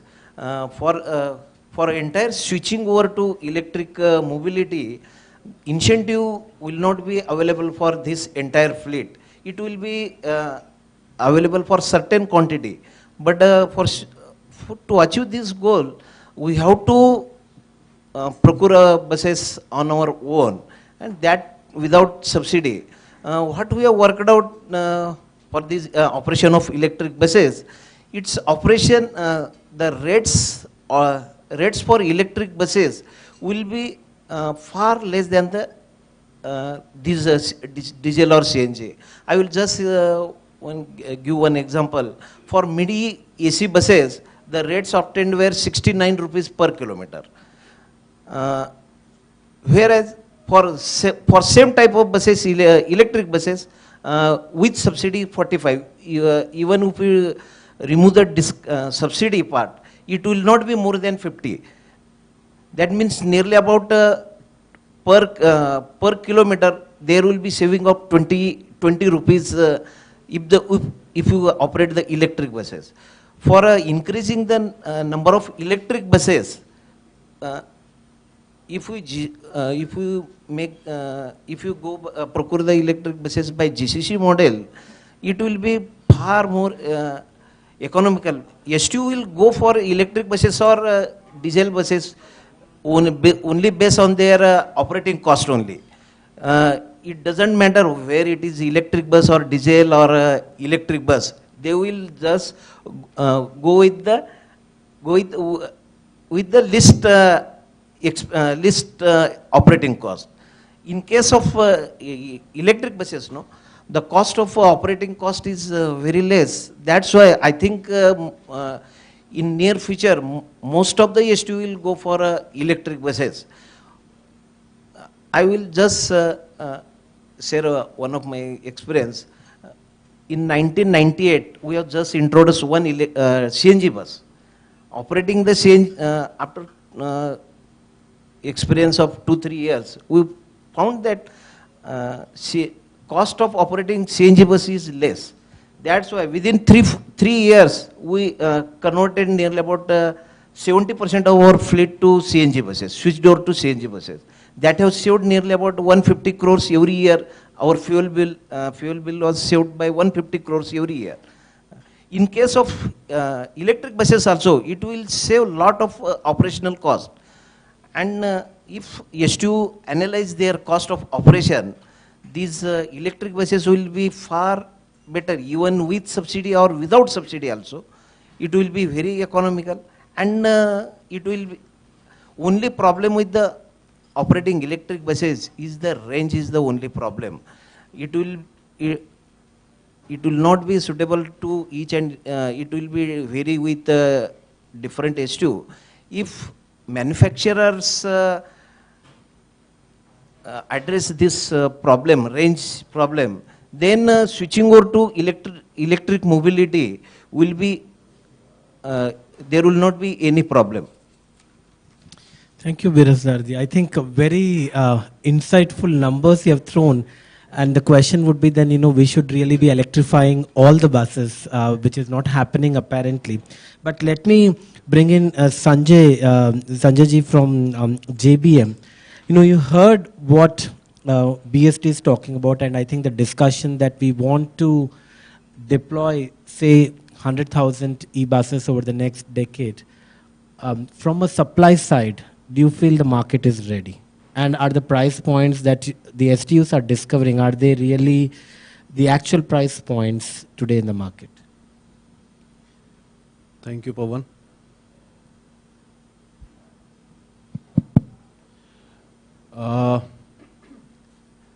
First, I would like to say upon the numbers which you are asking as a manufacturer for us to confirm whether this 100,000 buses deliveries in coming 8 years, 9 years is possible or not. So this is very much possible, and we don't foresee any not big challenge. I will say we don't foresee any challenge in meeting this number in coming 8 years, 9 years, as I said. So from manufacturer side, when we started this journey at JBM, we were having a couple of challenges, whether it's a manufacturing capacity, whether it's a supply chain, whether it's a technology in-house. And in last couple of years, we have focused on all these areas. So currently, we have our own in-house technology. We are, not only we, all other OEMs also, we found that at India, we are quite capable of designing, developing the new models as per the STU's requirements, as per the operating model requirements, to meet the daily operations of the electric mobility, electric buses. On manufacturing capabilities front, like we are also setting up exclusive electric bus manufacturing facility here at Delhi NCR, and this will have 10,000 buses per annum. So with that, this is one example, and similarly all other OEMs are also building this capacity. So again, this number, even if the number will be more, will not be the challenge. Currently, we are facing, and I'm sure every OEM is facing, the challenge of the supply chain, and specifically the parts, those have the semiconductors. So that is not the issue for the Indian OEMs. This is the worldwide problem. But we have the indication that this will not be very long. It will remain for next couple of months, and by end of this year, we are expecting this problem to be behind us. So other than this, we don't foresee, we don't have any challenge right now, and in coming years, as I said, when we will have this semiconductor issue behind us, we will be having no issue for delivering the buses as per the requirement from the customer, from the STUs to the country. So that was the first part. And then on the numbers that we heard from Mr. Birasdarji on that the per kilometer cost of electric buses is less than diesel buses. We're already seeing a TCO parity. Then why wouldn't all agencies move to adopting electric buses? Yeah, you are right. Since we are in GCC operations as well, so we know this subject and the challenges, those are there. But there are various ways, and we always talk about the TCO, not only the upfront cost, and at the beginning also, and now after a couple of years in the electric bus journey, we are very clear that the TCO was very much comparable and even better for the electric buses. And now, day by day, it is getting further improved when we compare with the fossil fuel or the CNG operated buses.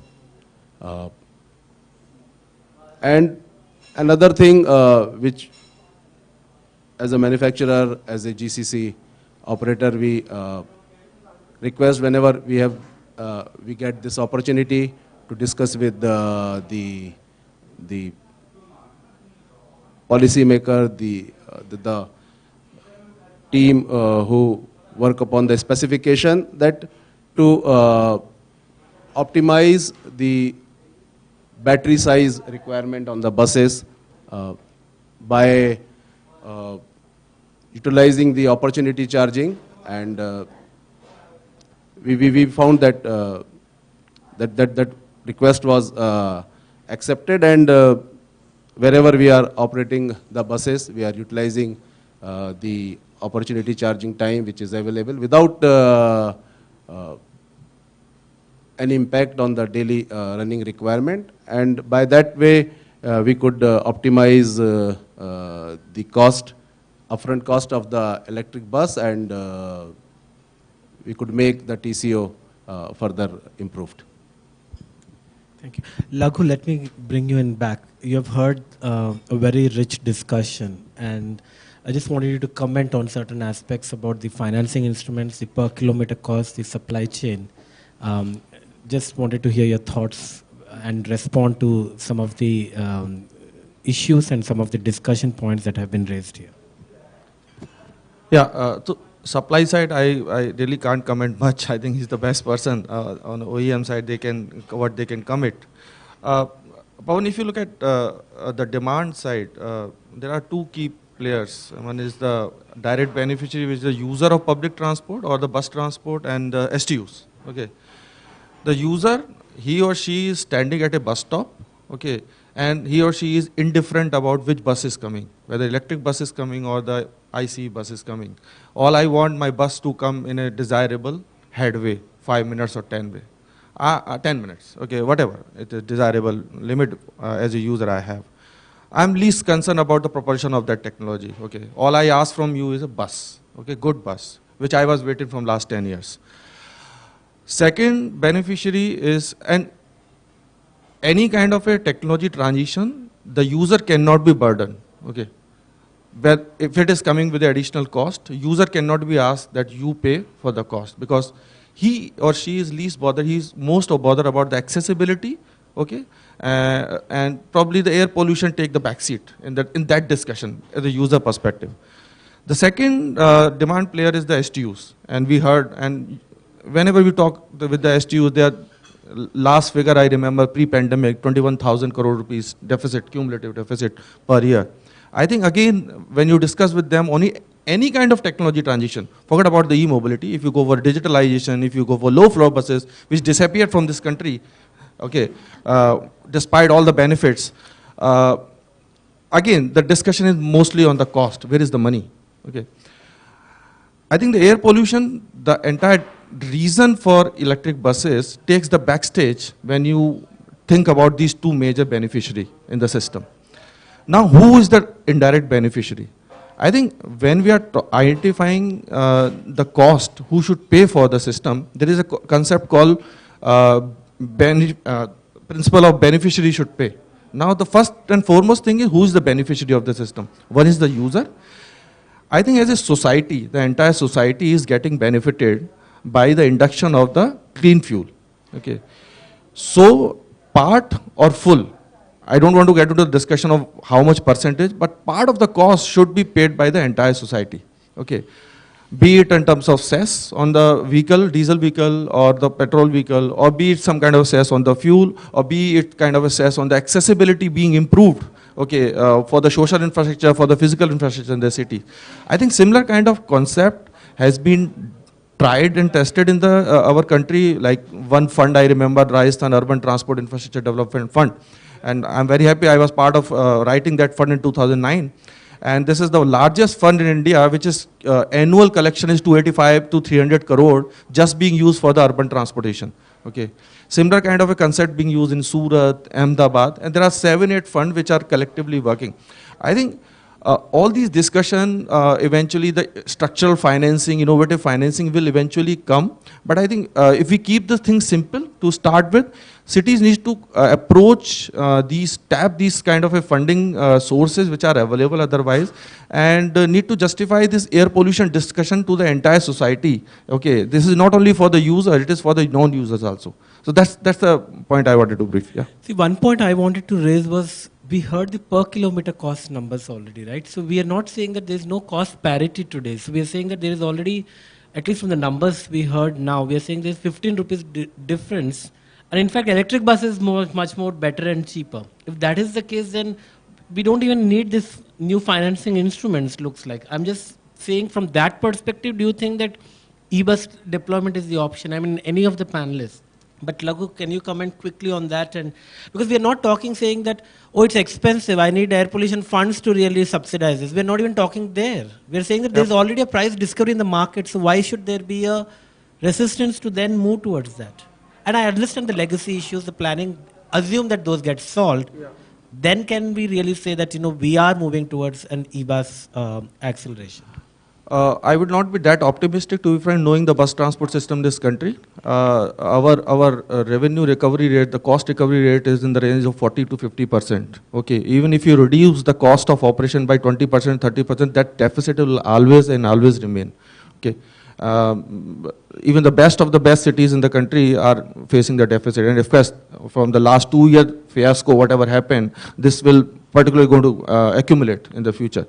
So of course, without getting into the TCO argument, I think we are more getting into the cost parity, because the penetration can only be increased when we have a cost parity. The TCO discussion probably may not bring that level of growth. This is not even TCO discussion, right? This is really actual numbers that we are talking in the market. So forget that theoretical TCO discussion. Let's see.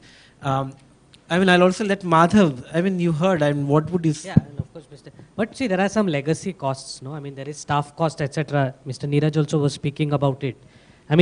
You are not then necessarily computing them in your per kilometer argument, right? So we have to make sure we see full costs of STU and not just on this particular route so it's okay for 50 buses and 100, but once you start looking at the system level, you need to see all costs, right? So that is one thing, and that will impact.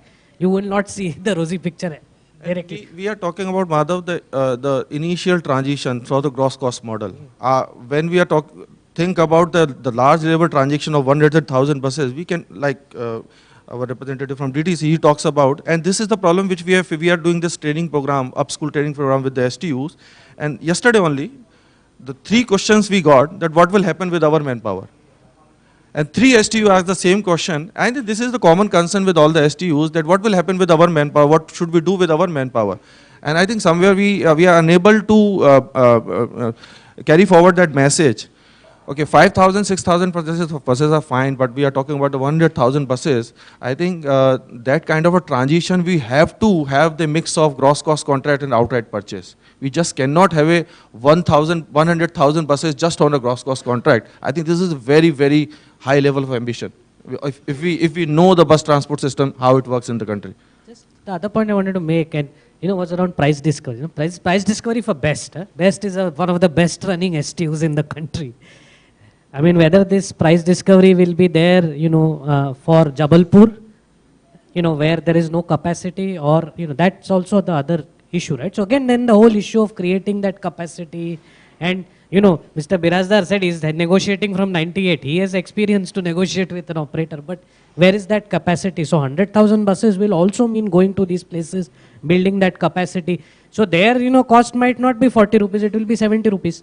Because they are the the risk is also there. So I think clearly that capacity building beyond these top 10 cities, and it's good that we are getting, but I think in this process, we should make sure we create that capacity. So maybe an active learning program with some states that are then learning while these 10 companies. So, we need to think about very creative ways of scaling manpower capacity also while we are learning in these 10 lighthouse projects, if you were to say. And so I think these are 2 big areas, right? Goes back to the same thing. I mean, one is looking at full costs and ring fencing, because again, 20 rupees will come, but where will it get spent, right? I mean, that is the again challenge with a place like BST. And so I think ring fencing the funds and planning, it goes back to those fundamental 2 things. And really extensive use of technology has to happen, and we need to move to digital payments, because cash payments, we all know, I mean, that has been one of the big issues where, revenue losses happen. And when we move to digital payments, then at least we can run this whole ring-fenced setup, right? So this, if I may ask, this 40 rupees per kilometer you're talking about is with subsidy, without subsidy? 45. Yeah, what MIDI CNG bus. MIDI CNG bus rates often were nearly about 69 rupees. MIDI electric bus with subsidy it was 45 rupees. With subsidy, but, with subsidy. But even without subsidy, it will not be more than 50 rupees. Why I am telling this?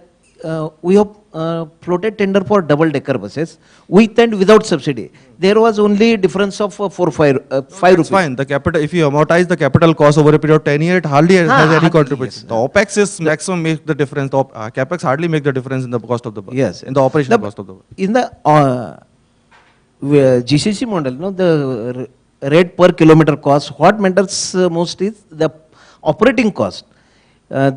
Fuel cost is the recurring cost. That is the main, we are saving a lot of achieving economy in that operation of electric buses.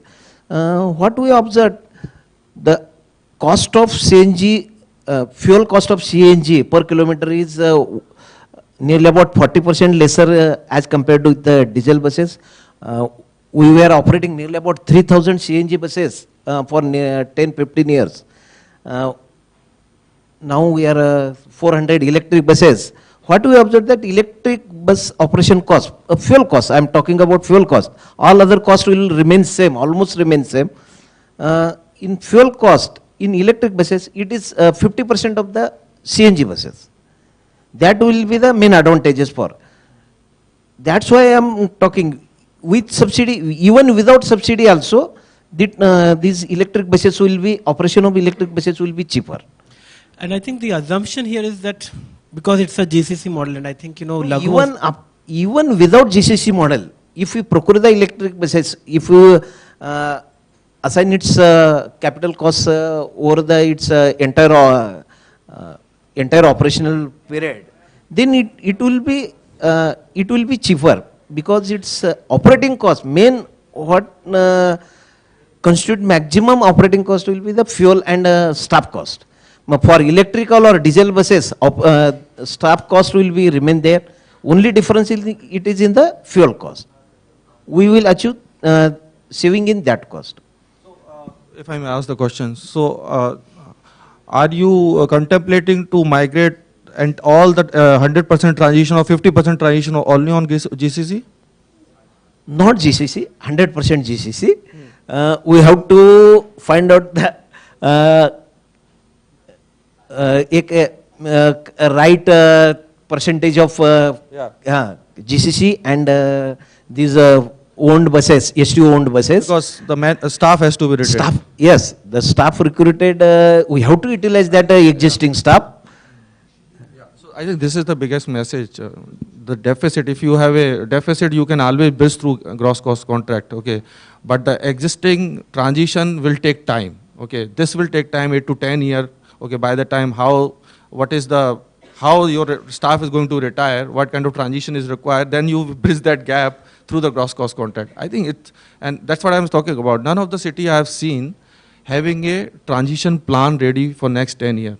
And just to add, that's what we are doing through the TUMI bus mission in the 5 cities to really actually, exactly the point that you're talking about, Laghu, the whole transition plan and thinking through what will be happening in the next 10 to 15 years and address all these concerns. But quick reaction, I think I'm just standing between lunch and all of us right now, but quick comment on the, Madhav, you raised an interesting point that how do smaller cities really address this concern? And that's what CSL, at least in this contract, is attempting through the demand aggregation model.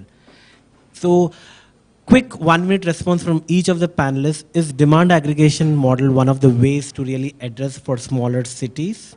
And specifically to Sanjay ji, that would OEMs be really happy going forward with this whole GCC model or outright? Because I think Laghu also indicated we need to have a mix of both. Is that the option we should look? So I'll just start in this order. Laghu, quick comment from you and then we'll move to the next speaker. So you're talking about whether it is the aggregated model? Would work. Yeah. Or if you want to just take a minute to reflect on it, I can bring Sanjay ji in to really talk about GCC versus outright purchase. Which one is the better? Okay, so I'll not get into the GCC versus outright purchase. There are inherent advantages of the GCC. I think from last 12 years we have been discussing this kind of Excel sheet. What are the advantages and disadvantages? And all I can say is, as compared to 2005 and 2010, we are pretty much mature country when it comes on implementing the PPP contracts. Okay, as on today, more than 15 cities in this country are managing the PPP contract, including the GCC and the NCC, and pretty much fairly doing good, which was not the case back in 2005. Pretty much good contract management. We have the example like cluster.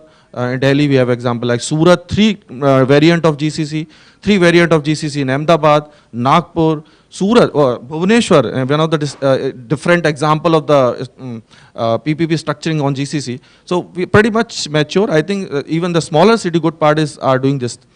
But managing the GCC contracts, it requires some kind of a capacity. Okay, it's just bringing 50 buses and 100 buses within the city.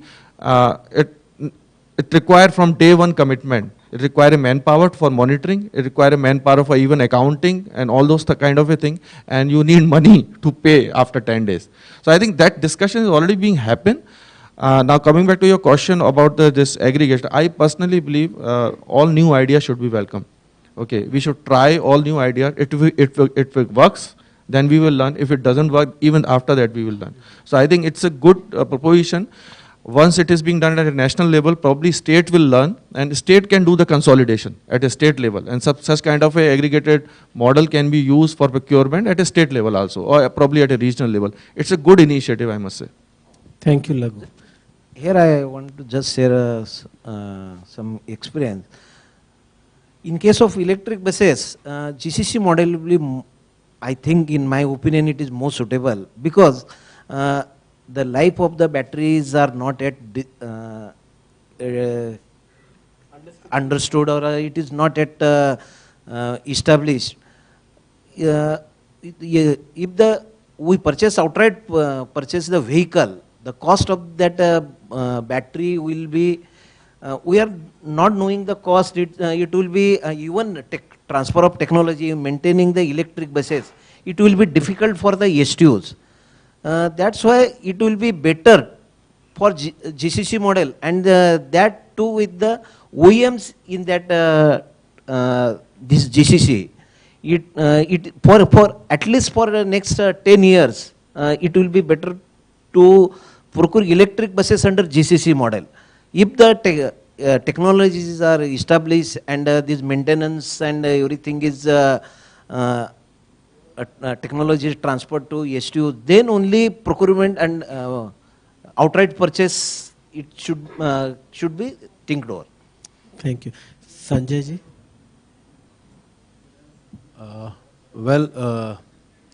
When you ask an OEM, we always like the outright purchase model. I mean, the reason is well known to all of us. But as Mr. Birazdar rightly said, the technology change requires the skills at the staff, existing staff. That is also not a challenge from manufacturer side. Like we are training our people, our operators people, we can train the STU's existing staff as well. So this should not be the roadblock. But if we will go with the mix model, the outright purchase as well as the GCC, that should be the right way, because at OEM we always prefer the annual maintenance contract for the buses. We know the technology better, I mean, and to establish, to set these electric buses in the country, this is the one requirement from the OEM side, and which we are getting also when this GCC model is in implementation. Thank you, Sanjay. Madhav, last words to you. Yeah, no, so one, demand aggregation is a good idea, right? For years, we've been talking about quality of better buses, and the response from the manufacturers has been that, these small orders doesn't allow us, the lack of visibility doesn't help us. So now all of that. So now, manufacturers have a clear visibility on what is the scale. So I think demand aggregation really works. And your small cities, again, capacity. I mean, just from the experience of, literally helping manage the contracts in Indore. I mean, 15 years ago, like Lagu was saying, I mean, from day one, you need to have somebody who has the ability to look at the GPS runs, to look at the payment fare collection, to have the databases. And this is at 100, 200 buses, you can do all of this in Excel, but then you have to move to ERP systems, you have to get those systems implemented. I mean, I think that, has to be done, and that requires a lot of capacity. And I think that, whether it's small city or big city, I think that, and so I would say that one important thing maybe we should all think about is there's a lot of learning in the next 10 years, and how do we make sure that an active learning program gets created so that capacity building across the ecosystem happens, and we are able to 10 years later be in a place where technology is evolved, capacities, there are more people. I mean, today if you try to recruit somebody, you will not find a person. So how do you make sure you create that capacity of, say, 50,000 people who can actually help manage GCC contracts?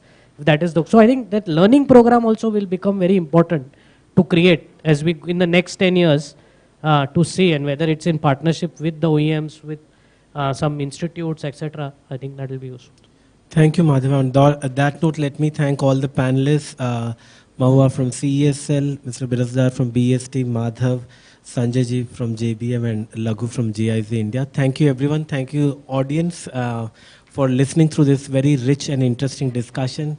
Though we keep discussing some common themes over the last few years as Laghu was mentioning, but I also seen that there is a way forward and things have evolved where new models are also being tested. And we are ready with lunch, right? And I also want to really congratulate the authors once again, Shyamasis, if you can just raise your hand, Anirudh for their hard work, and of course, Madhav also is author of this guidebook, and also me, just self-congratulating. But a lot of work honestly done by Shyamasis and Anirudh for leading this effort for almost a year and really discussing with all STUs in bringing this product to reality. And also thank you to all our partners and Aparna and Manish and our eBus team for really leading this effort. Mehak, Anirudh, I think a lot of them, Sanjay ji, Yash, and of course our communications team, Ankita, Rajeshwari, Ankita, Saxena, Nikita, Anandita, everyone. Thank you, everyone. Lunch में बोलिए अभी बोलना आपको बोलिए नहीं he is from WRI India. No, so I was just a point on the discussion which was happening, which was rich discussion, and since DTC is also there, see the experience of DTC in operating these CNG buses by maintenance, offloading the maintenance. Why can't you work at a new contract?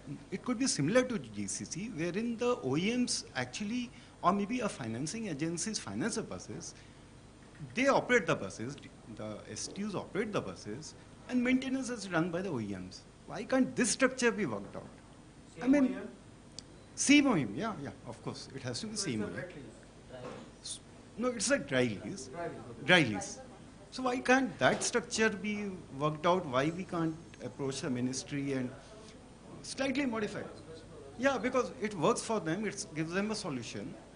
And the challenge of maintaining the buses is also taken care of. I think it's the first step. I think as we go ahead, we will have more variants of the existing models. Yeah, so something which we can propose. That's what.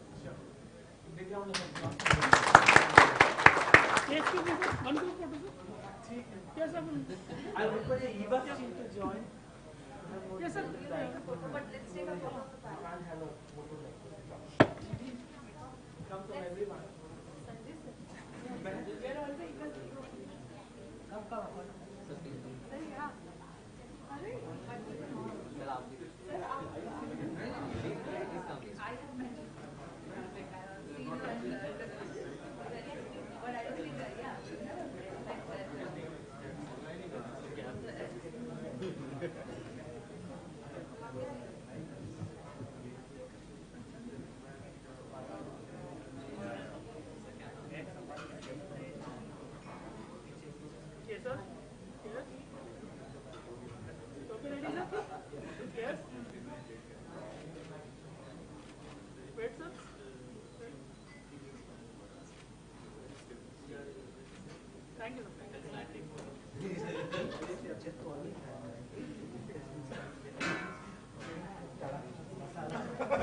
Lunch is served here on the left side of the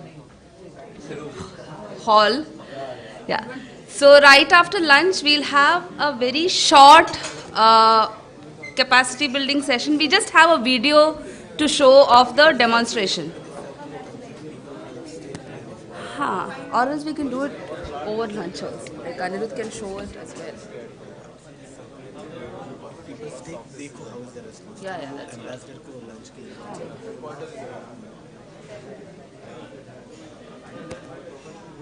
Can we open it?